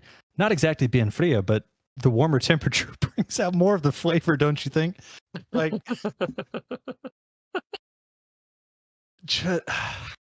that's just such a... The concept that there is flavor to in Bud Light. Yeah. Other than, I guess, maybe Nichols is... The first time I had beer was Bud Light, and I remember I was like 17 or something, and I snuck one of my dad's out of the fridge, and I took a sip. I was like, this is terrible. And I did not touch beer until, I don't know, like probably 6 or 7 years later. Like I would drink whiskey before I ever drank beer, and I had to find a good beer to drink to go, oh wow, it can have flavor. This is interesting. Do you remember what that beer was? It was Shinerbach, actually. Oh, fair enough. Yeah, that's fair. So fun fact, my sister loves Bud Light. Why? Because she's a super taster. My dad and his friends all drink Bud Light and Michelob I Ultra. don't understand that. Basically, any flavor's too much. Yeah. My sister always orders Bud Light with lime, with a lime, not Bud Light lime, but Bud Light with a lime. Fair. I can understand getting like a Corona with a lime, but what is that adding to Bud Light other than, I guess, any semblance of flavor? Yeah. That's wild. I was lucky enough to, by the time I was drinking age, to be living in Wisconsin, where I am spoiled for choice of very excellent local breweries. Yeah. My first beer was a Spotted Cow, which is a huge deal up here for those who are unaware with Wisconsin beer. I never had a Spotted Cow. I did. I once I got discovered that beer could be good. I went and found a lot of really good ones, and yeah, I quit drinking years ago, but there was some really good. I mean, there's a lot of good stuff out there. Don't drink Bud Light, please. Don't drink Bud Light. It's the LaCroix of beer. Don't do it. Yeah, it tastes like somebody 6 rooms away from you is screaming the word beer. Yeah, as you're drinking it. Yeah, it tastes like a belch. Yeah, that's a good descriptor. Yep. They can really put that on their can, I think. It tastes like a belch. It is like, oh god, it's just so bad. Yeah, there's so many good choices. Not that, the overabundance of local breweries did not keep me from drinking PPR for most of my adult life. It did not, but still, there are better choices than Bud Light. PBR is a better choice than Bud Light. But that's a low bar to clear. Drink Mickey's or Steel Reserve before Bud Light. Oh my god. So fun fact about Steel Reserve, that won a blind taste test by an actual beer. I think I heard about that. Yeah, it's remarkably decent for the price. Yeah. Every time I see Steel Reserve in let's face it, a gas station, I always look at that can like, man, that just looks like something that somebody wearing a wife beater sitting on a porch would be drinking in a really You're not going to make good movie. choices drinking that. No. Yeah. No, not at all.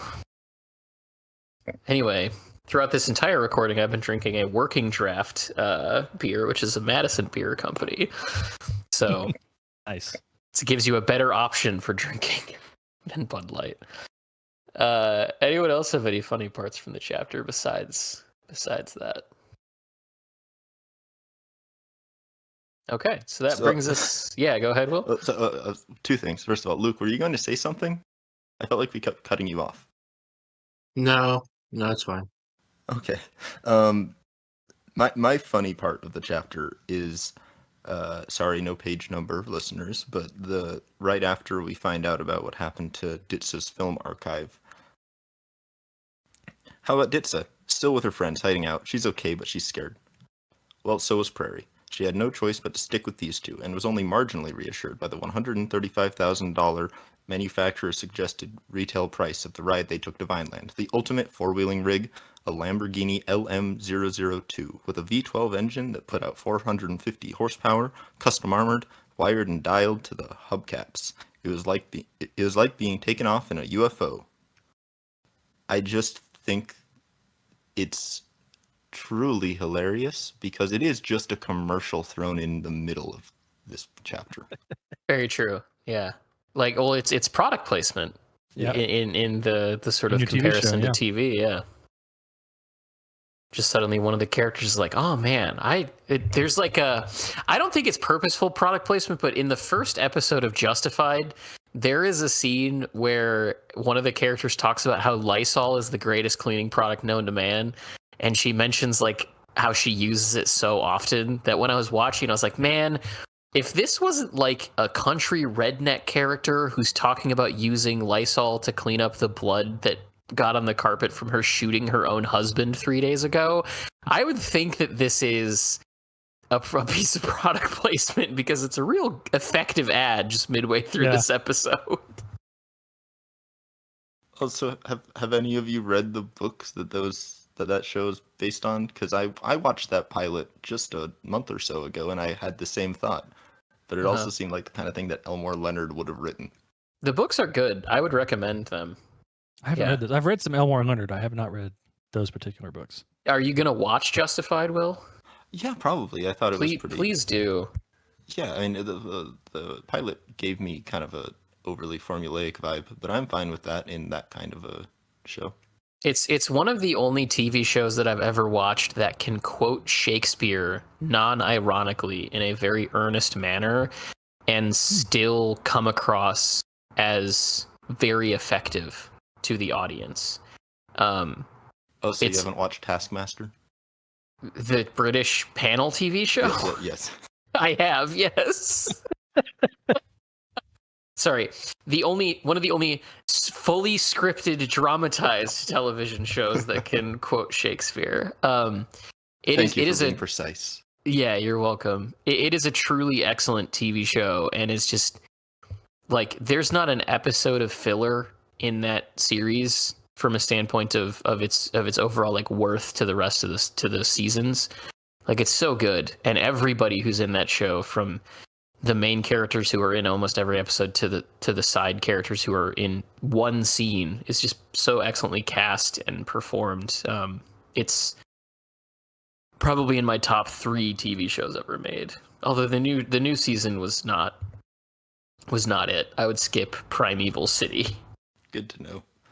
Yeah, I'm a huge fan of Oliphant and Walton Goggins, and I know that Margot Martindale shows up later. So She does. She does. I love all 3 of those actors, so I'm looking forward to it when I eventually get into the show. Yeah, City Primeval was weird because it's an adaptation of another Elmore Leonard novel, but not an Elmore Leonard novel starring Raylan Givens. It's just another novel that he wrote, and they decided to just insert Raylan Givens instead of the character that's in the book. And it's a very faithful adaptation of the book, but it does not feel like you're watching Raylan Givens the entire time. It's a very sort of uncanny, like Frankenstein of multiple sources. It's very strange. But the first 5 seasons that they ever did, yeah, perfection from beginning to end. I will also just say to watch Taskmaster for anybody who hasn't. Yeah, Taskmaster is really good. A lot of those British panel shows are really good. Oh actually. My god, we could do a whole thing on like 8 out of 10 cats. And 8 out of 10 Cats does Countdown's great. The Big Fat Quiz is a great Big show. Fat Quiz is always good. Go watch Big British Fat panel Quiz. shows. They're great. Yeah. Taskmaster has a level of pinch-on zaniness, I think, that yeah, some of those others don't. But that's a fair comparison. Crystal Maze, the reboot that has Richard Ayoade hosting, is really funny. You could actually, I could just say like watch anything Richard Ayoade has done, because it's all it's all really solid. Travel Man is one of my favorite travel series of all time, just because he's the the thing host. with those British panel shows. You can just go down a rabbit hole of everyone who's on their's work and find all kinds of good stuff to watch. Very true. Well, all of that brings us to quotes. So, who would like to go first with their quote for this half of a chapter? I'll go first. So I chose the opening section, starting on 323. I'm starting at the second paragraph of it, though. Some had chosen to sleep inside their recreational vehicles. Others lay out on mattresses in the beds of pickup trucks. A few had packed on further into the woods, and many had pitched tents in the meadows. Presently, as the light came up and birds started in, clock radio alarms began to kick on, and a thickening radio fugue of rock and roll till dawn, Bible interpretation, telephone voices still complaining about yesterday's news. Behind the mountains that climbed from here inland, morning glory blue light grew in the sky. Soon toasters and toaster ovens, wood fires, RV kitchen microwaves, gong-sized skillets over propane flames, all working on bacon, links, eggs, flapjacks, waffles, hash browns, French toast, and hush puppies, were sending out branching invisible fractals of smell, reaching all over the place, fat smoke, charring spices, toasted bread, just made coffee. People who'd slept overnight in the woods began to wander in. Blue jays appearing on foraging patrols, shrieking, bullying, scavenging, seagulls of the redwoods. Radio weather reports called for a real scorcher even down in Vineland after all the fog burned off. Younger cousins looked at the sky and into one another's backpacks. Fishermen set off along the creek bed to see what might be up and feeding, and golfers tried to scheme ways to slip off for a quick 18 holes down at Las Sombras, a genuine links behind the fog-hung coast of Vineland. The marathon Crazy Eights game in a battered but shined-up Becker Airstream proceeded ageless as generation begetting generation, like a pot-au-feu of nickels, dimes, chips, greenbacks, and nuggets that might have been simmering continuously here since the times of the Little Gold Rush.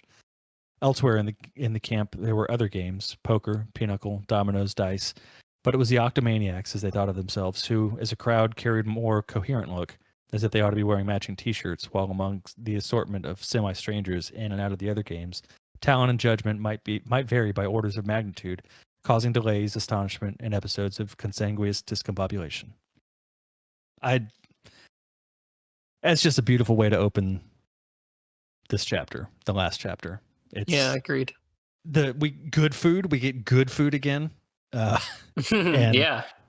It just has a very it has that, I think, again, kind of TV opening, with the pleasant, I can't remember what song it is. It's always used in the morning on different shows. Gotta get out. Yes, that one. It's a very picaresque, just beautiful scene setting. Yeah, I agree. I feel like I've spent most of my life chasing the breakfast high of a breakfast after you've been camping out. Oh, a good camping breakfast is Yeah. almost unbeatable. It really is. And I feel like every time I feel like maybe this breakfast that I'm going to go have is going to rival it. It never does. No. Luke, what about you? What's your quote? So mine's from that same general section. Mine's from 324. Some are waking up hungry, bottomless pit. How come it's not on the table yet style? While others had only to think of a frying egg to feel nauseated till noon. Some needed to take in columns of print from morning newspapers that weren't there. Others coffee from any container that didn't leak, at least not too fast. And it goes on from there. I like that the opening section in general is really nice. That paragraph is really nice. I'm probably one of the youngest people alive who, at least in America, who remembers reading the paper in the morning every day. My dad is retired now, but he used to be a journalist when I was growing up. So we always had the paper around, and before school or on the weekend, I would just kind of sit there and read the paper while eating breakfast. Partially just to kind of see my dad's name in the paper and see his little picture. But yeah, and I also just love the bottomless pit word. It's all one word to describe waking up hungry. The whole opening section is really pleasant and fun. Agreed. My quote comes from page 336 during the section in which Hector is recounting his time in the tubal detox, where it says, after a lifetime of kicking other people around, Hector was suddenly here, put down among the administered, judged as impaired, sick, and so somehow expendable. Time was he'd have blown people away for frustrating him less than this. What was happening to him?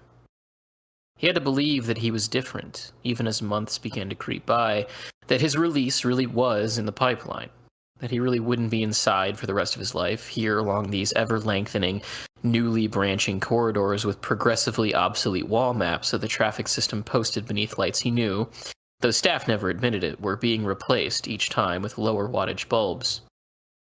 As his program went on and his need for video images only deepened, he gathered a charge of anxiety that one day, as he looked in the mirror, discharged in a timeless crystalline episode in which both man and image understood that the only thing in the pipeline anymore was Hector, heading straight down it with only the one, call it less than one, degree of freedom, and no way to get out. But headed where? What kind of outside world could they be rehabilitating him for? You'll like it, Hector, they kept reassuring him, even when he didn't ask. Every evening before they got to sit down and eat supper, everybody holding their mess trays had to sing the house hymn. Then it goes on to include the house hymn there. I love that description for the reason that I kind of alluded to earlier in the episode, and that is just sort of a good depiction of addiction. It's easy to make jokes about what he's addicted to, right, and how that kind of manifests in a very goofy way for him in a lot of respects. But Pynchon still clearly understands and can portray what it's like to be stuck in the world of an addict. That whole section of just what they keep saying, I'm going to enjoy the world after I'm cured or whatever, but for what? What I can't. When you're in that cycle of addiction, you cannot physically understand necessarily what the world outside of that looks like, because it's so foreign to where you're at that point. And the thing that your mind or your body is physically addicted to is pretty all-consuming to obscure that. I think it's really excellently done. And then just sort of describing the ways in which that facility is changing and expanding, maybe with the expansion of more people being invested in the idea of recovery, or more money getting flowed into it from one source or another. It's interesting that you're trapped in this place for so long that you begin to just denote small changes there, such as the lights getting dimmer, because you really have nothing else to focus on other than that sort of sterile environment that you're sort of stuck in for however long your detox takes. I loved that inclusion. And yeah, go ahead, Will. I'm really glad you chose that section, and that this time hearing it and subsequently reading it through, it did remind me of kind of, the ways that you could also read this as like, is this detox facility in any way going to help anyone? Is this, is this sterile environment surrounded with fluorescent lights helping anything in any way? Mm-hmm. Even if you take it for granted that he is harmfully addicted to television in some way that hasn't been created by this facility. Yeah, definitely. It reminded me somewhat of a pretty famous section in Infinite Jest where Kate Gompert is describing her depression to her doctor, and the like gulf of knowledge between her doctor and her from what that illness is like, and whether or not being in that facility is really going to help anything. I think Dave Foster Wallace does it better, but I do think that they're pointing at very similar targets between those two sections. It's been a while since Will went last, so here's your opportunity to take up your previous mantle, Will. Which was that, of getting my choices stolen? Of just reading your quote last, yeah. Well, I have to say, all of your quotes, every one of you did choose one that I considered. So clearly, we're converging on a certain vibe. Mm-hmm. And I'm going to go with one that I was worried that you were going to steal, Kate. Oh. So it's sorry, no page numbers, everybody, but it's right at the end of the meeting between Frenzy and Hector. The dancing? Mm-hmm. Yeah. Ooh, that was on my choice. list. Yeah. Do me the honor. It was a subset of Northern Ice Perez Prado charts, mambos, cha-chas, steps she hadn't done since she was a girl. Despite his attempt to convey seedy decrepitude, she discovered grace, muscles, and that rhythm in his shoes. Hector was interested to find himself with a heart-on, not for Frenzy, who was here, but for Debbie, who wasn't. That girl in the Mormon makeup who'd always held the pink slip to his heart, and the memory of the last time they danced together, to the radio, in the kitchen, with the lights off, and the night of love and sex strangely as always intermingled. In other embedded rooms, the croupiers called, the winners shrieked, and the drunks cackled. Plastic foliage the size and weight of motel curtains rippled slowly just below the human threshold for seeing it, arching high against the room lights, throwing lobed and sawtoothed shadows, while 1,000 strangers were taken on into a continuing education in the ways of the house, and in general what would be expected of them, along with the usual statistics and psych courses, and Frenzy and Hector had somehow danced out into all the deep pile and sparkle of it, like a ritzy parable of the world, leaving the picture of Prairie face up on the table, she and Desmond both squinting upward at nothing, at high risk for hostile magic against the image, the two most likely means in here being fire and ice. But there the Polaroid lay, safe, till it was rescued by a Las Vegas showgirl with a hard glaze but a liquid center, whom Prairie reminded of a younger sister, and who returned it to Frenzy when she came around the next day, her heart pounding, her skin aching for it still to be there, to find it again and claim it. Beyond the really wonderful tiny little bit of characterization towards the end there, Mm-hmm. I think it's a really beautiful way to convey the way that Hector is still like a human being with emotions and sincerity, even if his brain has been screwed up through all these things, even if he is trying to be a bad guy in a weird way, that he is, he's dancing. Keyword trying. Yeah. Yeah, exactly. And that underneath it all, he is a man who loves to dance with his wife and wishes that he could just go back to that. Mm-hmm. And I do think that to some extent that's kind of what not necessarily convinces Frenzy, because clearly Prairie is the one that does that, but I think that, her feeling his sincerity in that very physical way, I think not his erection. Just to clarify, because I'm imagining somebody hearing what I'm saying and misunderstanding it, not saying that, but just his air of seriousness in the dance and the sincerity with which he moves his body to that, I think might have been the thing that convinced her that this guy is at least being honest with her. Yeah. Yeah, no, agreed. Funny enough, that was actually my quote going into the episode, and then when we spent so much time talking about the Tubal detox, I switched it. So I'm glad that Nice. I'm glad that it still got read out, Will. So your fears were not unfounded. So, with that being said, Cody, you have a listener comment you wanted to bring up. Yes, I do want to say thank you to Dan. Dan emailed us Friday pretty early, thankfully, to notify me that I had mistakenly left in some additional audio on the original release for the Chapter 14 episode that made things a little bit weird. So I apologize for everyone who heard multiple voices talking at the same time and heard ad read takes that weren't intended to be in the episode at the same time as the discussion. That was just a miss on my part in editing everything. So I apologize for the confusion there. It should all be fixed now. And it should be back to just the normal thing. So again, apologies for anyone who was confused by that. That was not intentional. And I thank you, Dan, for mentioning that to us. Thanks. And also, all of the episodes where Will seemed to be quieter for you Spotify folks should be fixed now. So should thank be you. Fixed. Yeah. Thank you, Cody, for all of the excellent work you've done there.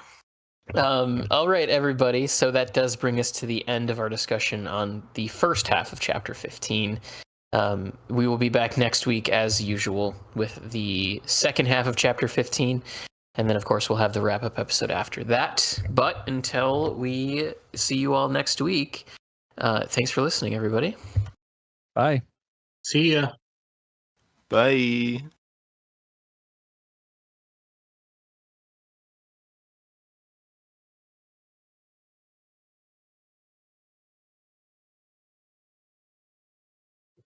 Have you listened to Wall of Eyes yet, Cody? No, I haven't had time. I got super wrapped up in some work stuff Friday, and I also was, I read through Our Wives Under the Sea in like 2 days, I think. That sounds about right. Yeah, that was a damn good book. Thank you for recommending that. I'm sorry it took so long to get to it, but damn, that was really good. It is very, very good. Yeah. Yep, you can thank my ex-fiance for that recommendation.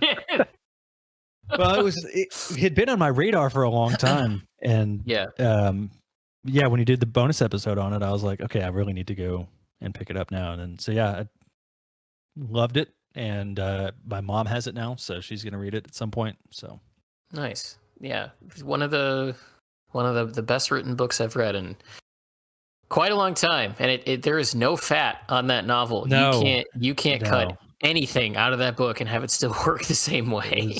That was very good. Between that and finishing Cryptonomicon, I think I'm taking a break from reading stuff for a little bit. That's fair. Cryptonomicon was really, really good, but I mean, it's big.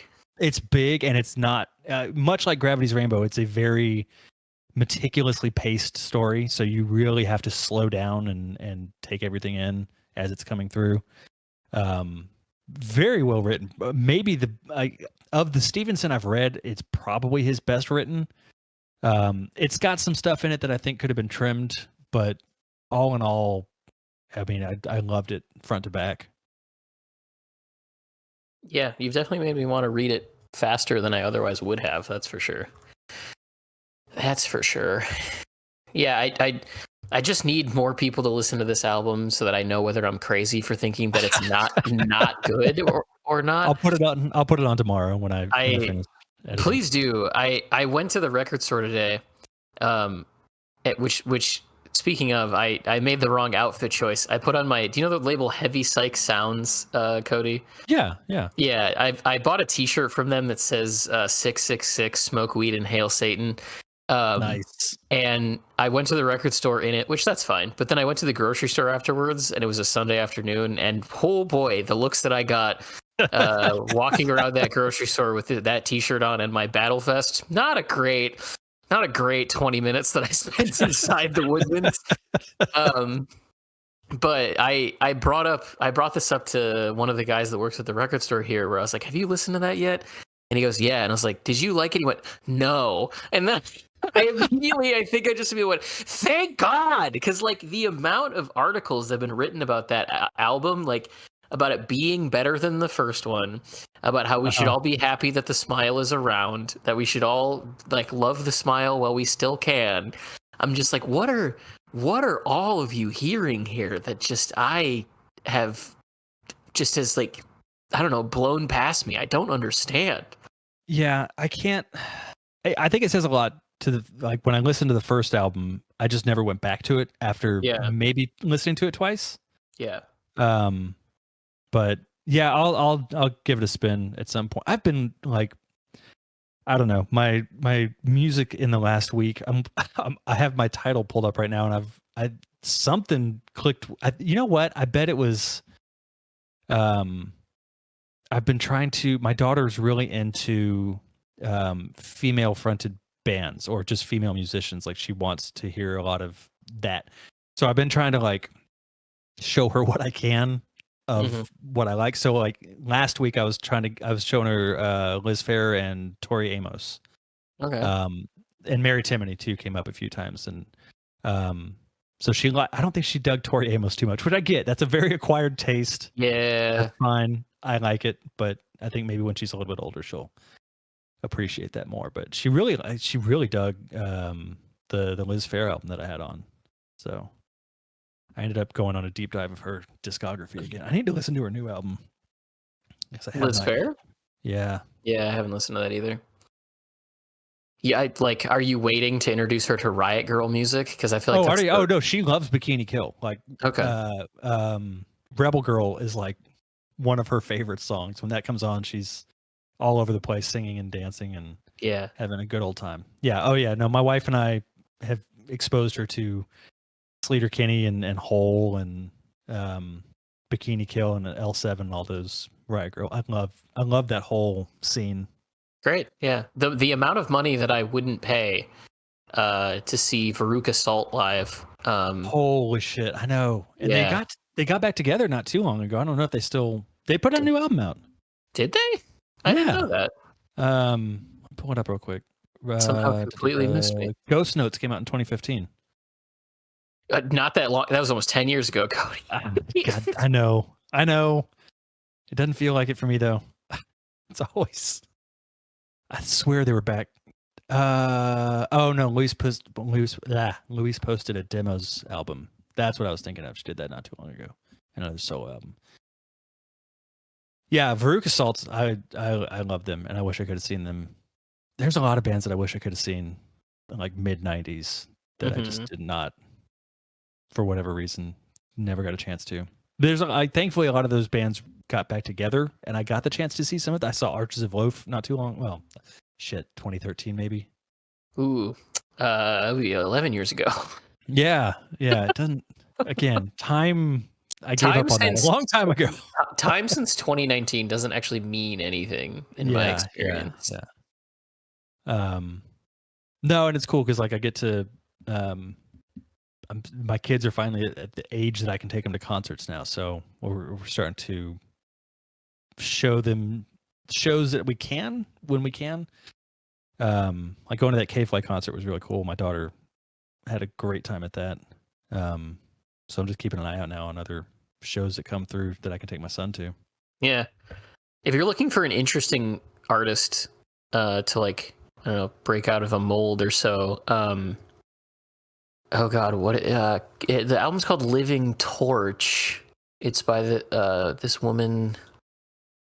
I'm like literally looking across my record shelf right now trying to find it. I can't remember her name. I think it starts with a K. God, that album sounds familiar. She's an organist. Callie Malone. Yeah, Callie Malone's music is Yes. super interesting. She's an organist, and that record, Living Torch, is fascinating. But even more so, the record she did after that, whose name escapes me right now, but she did it with her husband, who's one of the guitarists for Sun. Okay. And then one other guy is amazing. So if you're looking for like interesting, like music by women, that would certainly be one of them. I'll have to check that out. I tried to get her into PJ Harvey, and I think that was a bit of an acquired taste too. I don't think she really picked up on that one too much. Like, what album did you play her? I have had the first 3 on in the car repeatedly because like Dry and God, what is the one I'm thinking of? With To Bring You My Love on it. And Big Snake Moan. Fucking hell, it's gonna drive me crazy now. Is it City Stories? No, that one though. That's a great album. Those songs that she did with Tom York. Yeah. Were so good. Stories by the City, Stories by the Sea. I think that was the first album of hers I ever heard. Dry was the first one that I heard. That dress song. To Bring You My Love is the album I'm thinking of. Yeah. Yeah.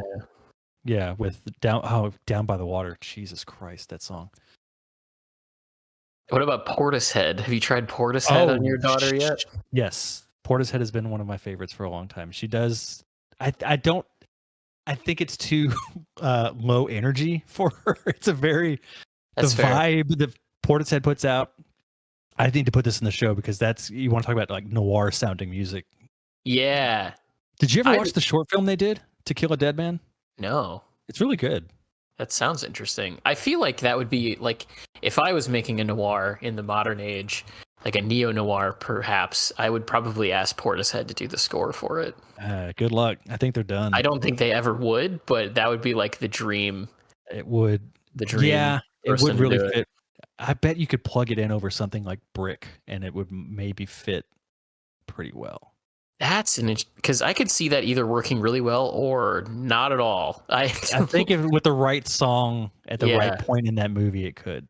I love that movie. It's a great movie. Yeah, if Portishead is too down, then I would imagine so is Mazzy Star. Yeah, I like Mazzy Star, and again, that's one of the like I think she's 9, so yeah, it kind of has to be like higher energy. Yeah, by default. She's a little young for Beth Givens and what was the woman in Maddie Star? I can't remember her name. Hope Sandoval. Yeah, that's right. Yeah, that's right. Because I've also put like Belly on and some of that other kind of like shoegazier 90s stuff. Your daughter might like Kate LeBon. Have you played her any Kate LeBon? I have not. That name sounds familiar. That would be one that I could probably recommend. Like her album Reward or Mug Museum or Cirque are all really good starters. And then like her more recent stuff like Pompeii and Crab Day is a little bit more artsy, but those three are a bit more upbeat. She was a really good guitarist. She doesn't really play guitar on her records now, but Cirque, Mug Museum, and Reward I think are all her playing the guitar as well. But she's a really interesting songwriter.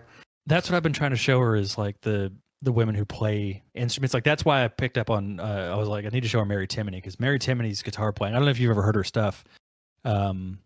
Is very, especially like her post Helium early solo albums had a lot of like Mixolydian mode kind of stuff, like that medieval sound. And she has this really, I don't want to say flat, but a very like kind of deadpan voice that really accentuates a lot of that. Check out The Golden Dove is probably her best solo album. Oh sure, yeah. And she's got I think she has a new solo album coming out this year.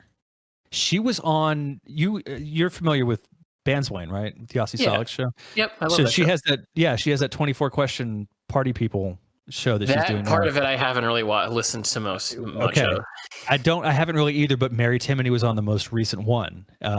So I listened to that, and boy, she's been through quite a rough patch lately, and I'm wondering if that's going to influence a lot of her new album.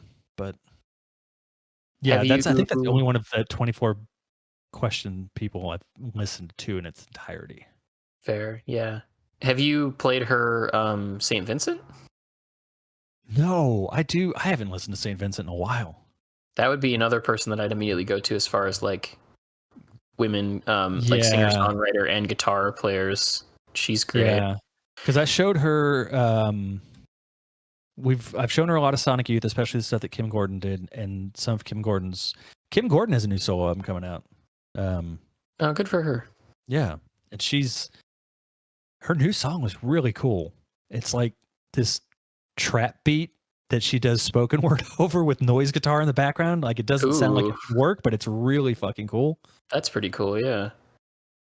I mean, obviously, you know, Lux Interior's the singer, but Poison Ivy was a great guitarist, so you could do some Cramps. Yeah. And I Poison Ivy does have solo material, but I don't know how worth listening to it is. Or I don't think I've ever heard. I've listened to the Cramps, but I've not heard any of the solo stuff. Yeah, Sushi and the Banshees obviously would be another big one. I'm trying to think of like. There's one particular. Oh, Marnie Stern would be another one that I would probably think of. But there's this one. She does like Amy Mann. That's another one that I've played her a few of Amy Mann's more upbeat songs. She likes those. Oh, nice. There's one particular guitarist, like singer-songwriter, I'm trying to remember. I think she was in a relationship with the front man for the Queens of the Stone Age for Brody Dalle. I was just thinking about Brody her. Dalle, yeah. She likes Brody Dalle a lot, yeah. Okay, that would be her solo album was really good too. Brody Dalle's solo material is really good. He's great. I think I listened to that more than anything she did with the Distillers, but yeah, that's understandable. Yeah, they were married between 2005 and 2019. Mm-hmm. That whole relationship exploded pretty badly. Yeah, well, Josh Homme was a bit of an alcoholic for a hot minute. Yeah. They put on a good show. I saw Queens of the Stone Age a few times. They were good. Queens of the Stone Age is a band that I would be entirely interested in seeing live, dependent completely on what the lineup of the band is. So the first time I saw them was they had Dave Grohl, and no one knew he was going to be there. It was just like he showed up at a show in Austin, and he played with them. That was a fantastic show. Peach is open to that show. Can't show my daughter her yet, but one day, we'll be ready for that.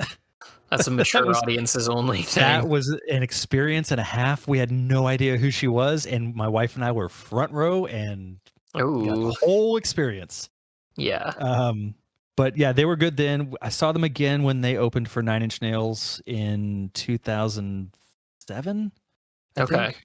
Sure. Whenever Lullabies to Paralyze came out and they opened for Nails on the Year Zero tour. That sounds correct. And then I saw them again when they did like Clockwork, which is my favorite album of theirs. So last good one too. Yeah. The venue they played though sucked, and the reverb, the ambient reverb in the auditorium was so bad that it sounded muddled. Like everything just kind of like bled into itself, and it sucked. There's a really famous venue in Milwaukee called The Rave that has the exact same problem. The acoustics in that building just they're so terrible. It can kill a show. It really can. Just seeing Deftones there was the worst experience I've ever had at a show. That's a band I've never seen. They play San Antonio all the time, and I've never seen them, and I don't know why. Perhaps you just keep thinking they're going to come around again. I don't think they will anymore. Well, they're Carpenter went off the deep end anyways, so they're having a resurgence. If you went to a Deftones concert now, you might be the oldest person there. Really? Yeah, they're having a huge resurgence among the Gen Z generation. Were they on a show or something? No, people are just huge fans in my age bracket. Great. My wife and I were just talking about this the other day. That like it sucked that they got lumped into the new metal scene when they did, because they definitely didn't deserve to be in that. I think it was them being on the Family Values tour, which they got to do what they got to do to get exposure, but they definitely never fit in that genre at all. Well, there was a new metal resurgence in general. that was basically a bunch of people saying, no, new metal was actually good, and then only pointing to System of a Down, Deftones. And so the two examples of new metal not being new metal, yeah. Well, Yeah, exactly. and like Korn, which is the most new metal band, but at least they were. Fucking hate Korn so much. Look, okay, I'm gonna be honest. As somebody who grew up, post the Kornocalypse, they've got something. Like at least they were doing something musically. I guess. Like, I guess I can't disagree with that. They were doing something. Yeah, I'll I'm not a Korn fan. song over a Limp Bizkit song for sure. Any day. Yeah, absolutely. I'll take Korn over Limp Bizkit, but I would also take Arsenic over Hemlock. Yeah. Well, so I have to say, ever since Cody, you mentioned since you mentioned the idea of screaming your head off in the car, I've had Friday Night by Tim Robinson stuck in my head. The song from I Think You Should Leave. Not Round River Rock? Nope. Friday night, thinking that we just might. Just nonstop. Thank you very much, Cody, for that. You're welcome. I do what I can. It's so good. It's like actually a decent radio single. I paid you $7,000 to make me a star. That whole Superstar Tracks records. A star. A star.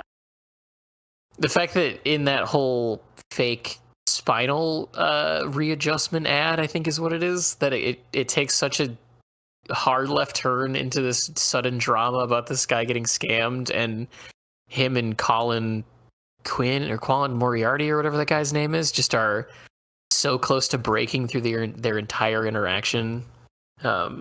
Makes that probably my favorite sketch from that whole series.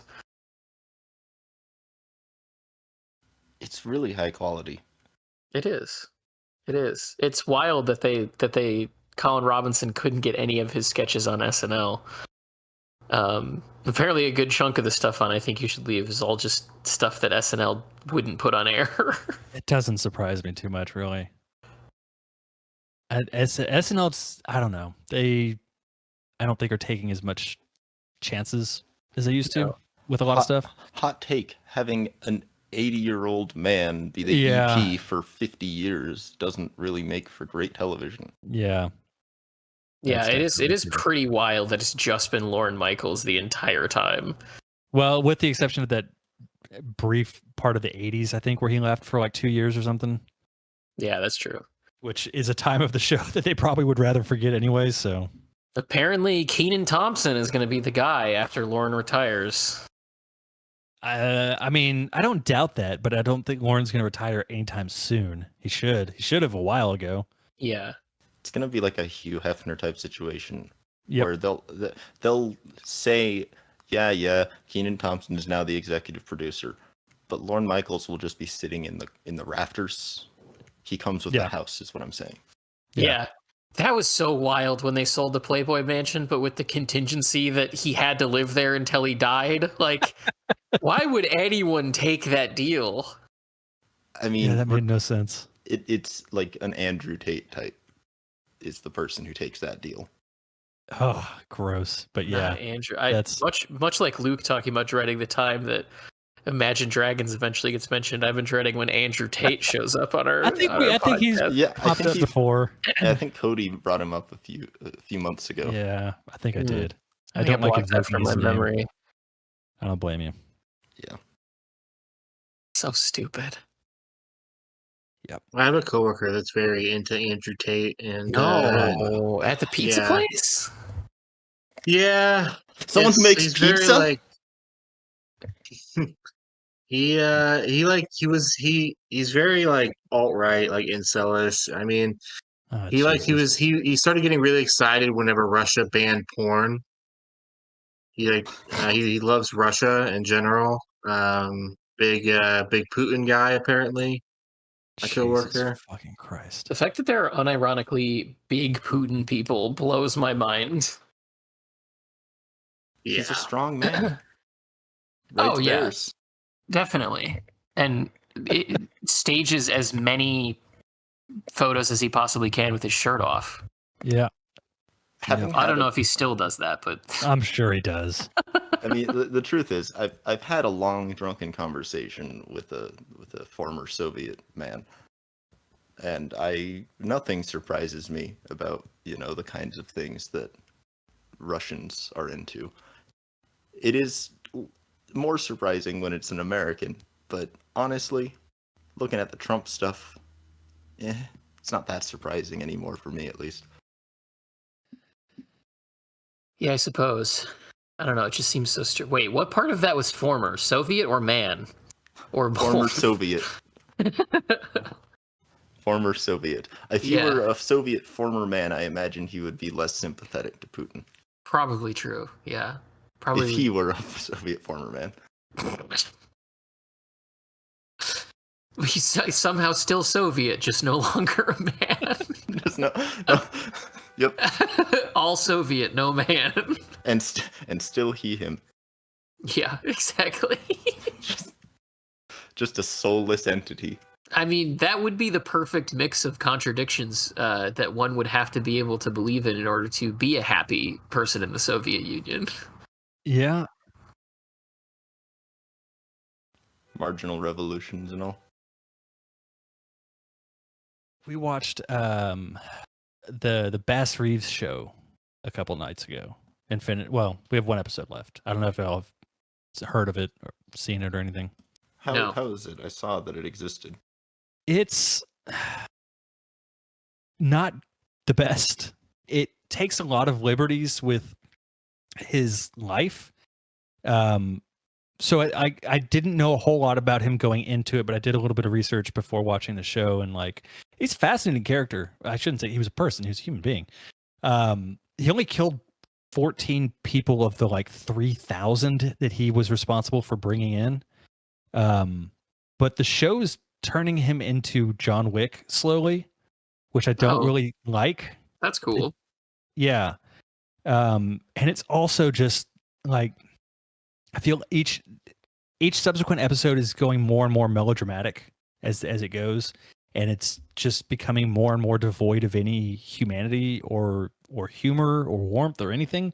And I get that it's a show about Bass Reeves, but I still think there's room for more than just a lot of depressing monologues, and really the dialogue gets real clunky pretty often, and it's gotten worse as the show's going on. It started pretty promising, and it's just like I said, we have one episode left of I think the 8 episodes that there were. I'm not going back to it probably.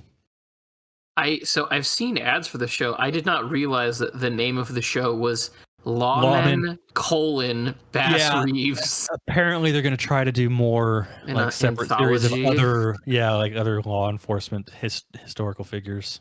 Whatever happened to David Oelio's career?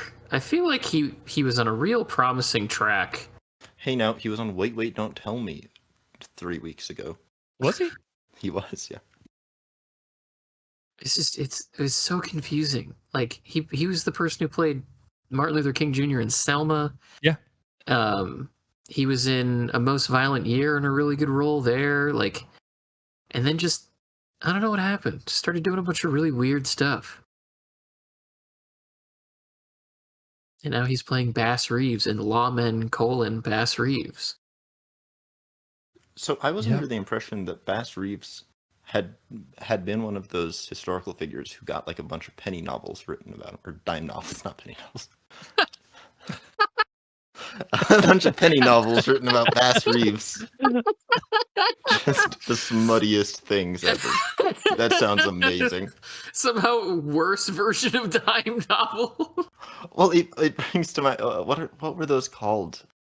It was the porn version of Nickelodeon's. Yeah, something. Anywho, I know what you're talking about. Yeah. Yeah. Anyway, I thought he was a dime novel hero too, but it doesn't seem like it. So why did they make it? I really don't know. It doesn't. They're not really doing a good job of sticking to the actual story of his. The fact that 3,000 arrests. He only killed 14 people.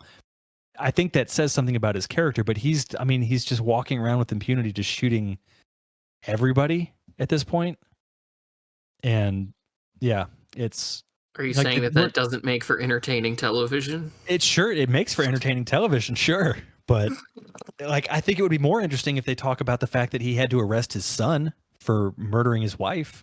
That hasn't been covered in the show? Nope. And there's only That one feels- episode left. And that son at this point is 6 or 7 months old. So That feels like a major missed opportunity. yeah, I mean, and there's a whole thing where there was a couple of pretty big name outlaws that he was responsible for bringing in. No mention of them. That's weird. Yeah. Yeah, it feels like it's just like Taylor Sheridan knew the showrunner and was like, sure, I'll sign on so that you have a blank check on your weird Unlimited ass, funding, yeah. like half-baked Western. It doesn't even feel like a Western. That's the other thing is like thematically it should feel like a Western and it never does. I was pessimistic, and now you have dashed all hopes I had about this being like not a trash show. It's not really a Western. It doesn't cover any of the important people that he arrested over his life, nor does it get into the drama of him arresting his son for murdering his wife. Unless the last episode pulls out some like huge time skip and manages to bring that around. Yeah, it's not. The last episode is 7 hours long. Yeah, right. That's like making it feels like a procedural. That's the kind of show. It's like that's really weird. That's like making a biopic about like OJ and only covering the football. Yeah, that's essentially like yeah. You've heard about the trial. Now find out about the man. Juice. The juice is loose. We're not really interested in the last, what most people know about him. We're really interested in that's been done. What's below the pop culture figure? Yeah. What makes him tick? What do people not know about O.J. Simpson? Well, he played football and was a pretty good running back. A whole episode about Hertz commercials too. He wasn't black.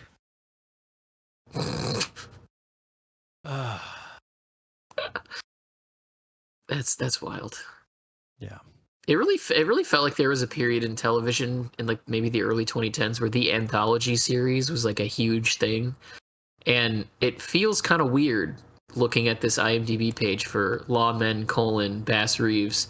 Thank you for continually calling it that. That they seem to be trying to bring back the anthology thing, because I feel like that kind of went the way of the dodo by like 2019. Yeah, you don't really see it anymore. I'm trying to think of the last one they did really was like maybe American Horror Story. Well, like there's Fargo. Fargo's an anthology. Fargo, yeah. That's true.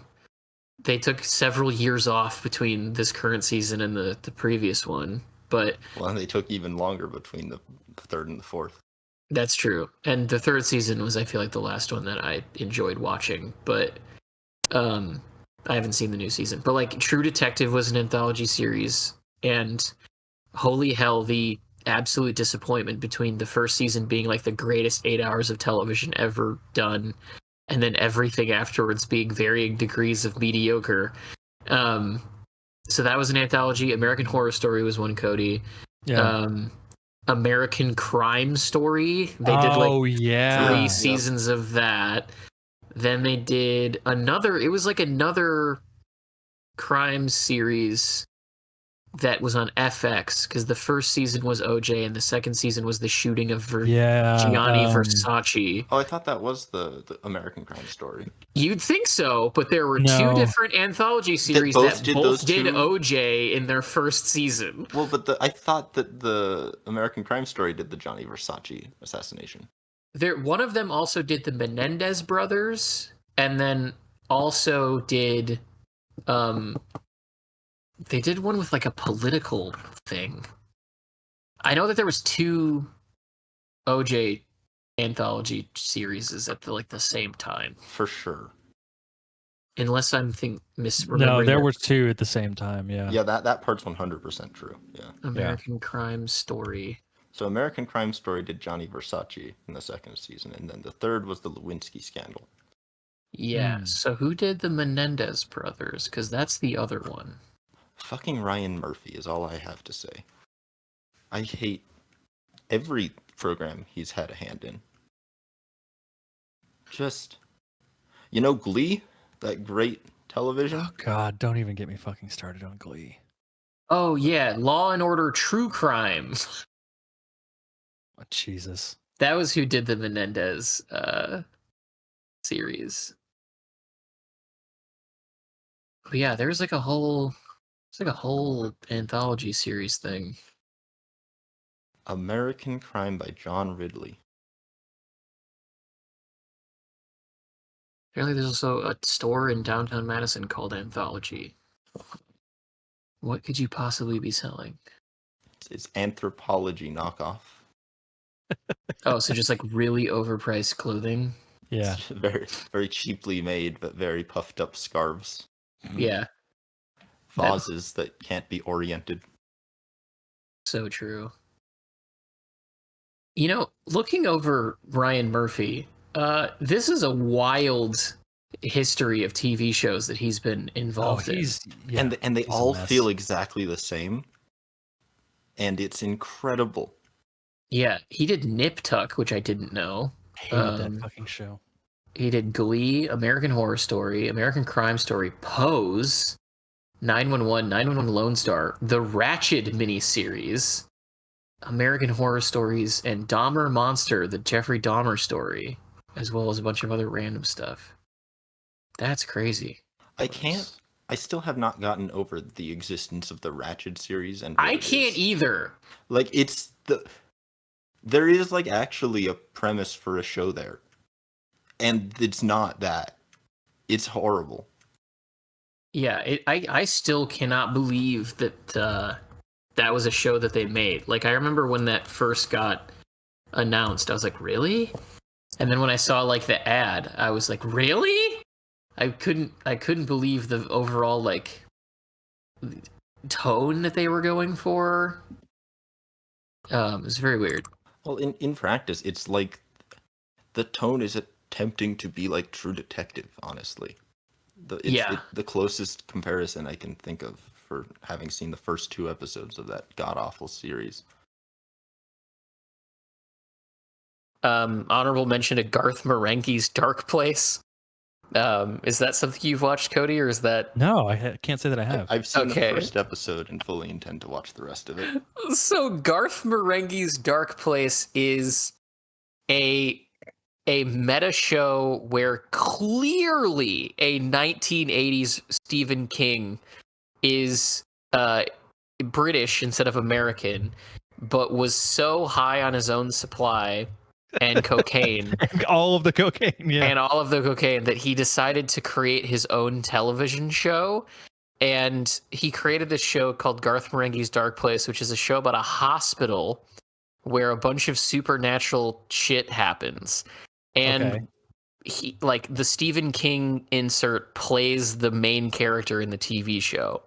But what you're watching is a retrospective, like, TCM Classics show where Garth Marenghi is pulling out old episodes from the archive because they could only ever get it to play in Peru, and is reformatting them uncensored for British television for you to watch for the first time. And so it opens with these, like, segments where he talks about the making of each episode, and the episode is, like, interrupted by talking head interviews with the actors.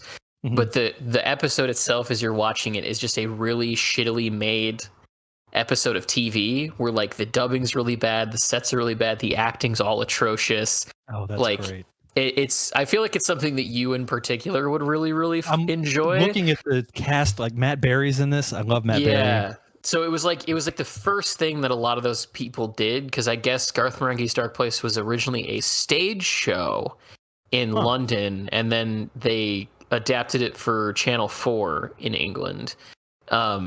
And there's, like, a whole rabbit hole that you can go down with, like, the lore behind it. Like, Richard Ayoade's character is Garth Marenghi's agent, and if you read in between the lines of his interviews in the episodes, he probably murdered one of the extras and buried her in the Eastern Bloc. And then there's like a whole other show you can watch called Man to Man with Dean Lerner, where it's just his character from Garth Marenghi's Dark Place interviewing different celebrities. It's pretty wild. And then Garth Marenghi published quote unquote 2 horror books like in the past 5 years. That were written by Matthew Holness, the actor and creator of it. Okay, I'm gonna have to. This is gonna become a thing for me probably. It's all on YouTube for free, so you don't even have to like. Okay, good. Yeah, you good, don't have to even get it anywhere. Yeah, and while we're recommending early 2000s, I guess I would call it meta humor. Yeah. If anybody is reading Gravity's Rainbow or Against the Day and just thinks, well, I love what's going on here, but I don't understand the science, I can only recommend the British television show Look Around You, which I do think is the most important piece of edutainment ever made.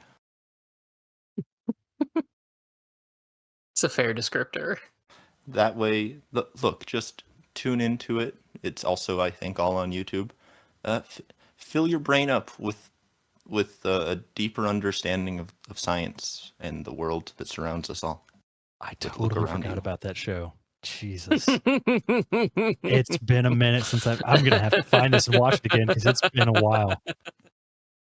It's only 15 episodes, and it's all you need to understand all the science in Thomas Pynchon's novels. I don't know if that was the intention. But it's what they succeeded in doing. Exactly. If you like this is the like Edgar Wright and Simon Pegg crew. So if you like that stuff, it's up that alley.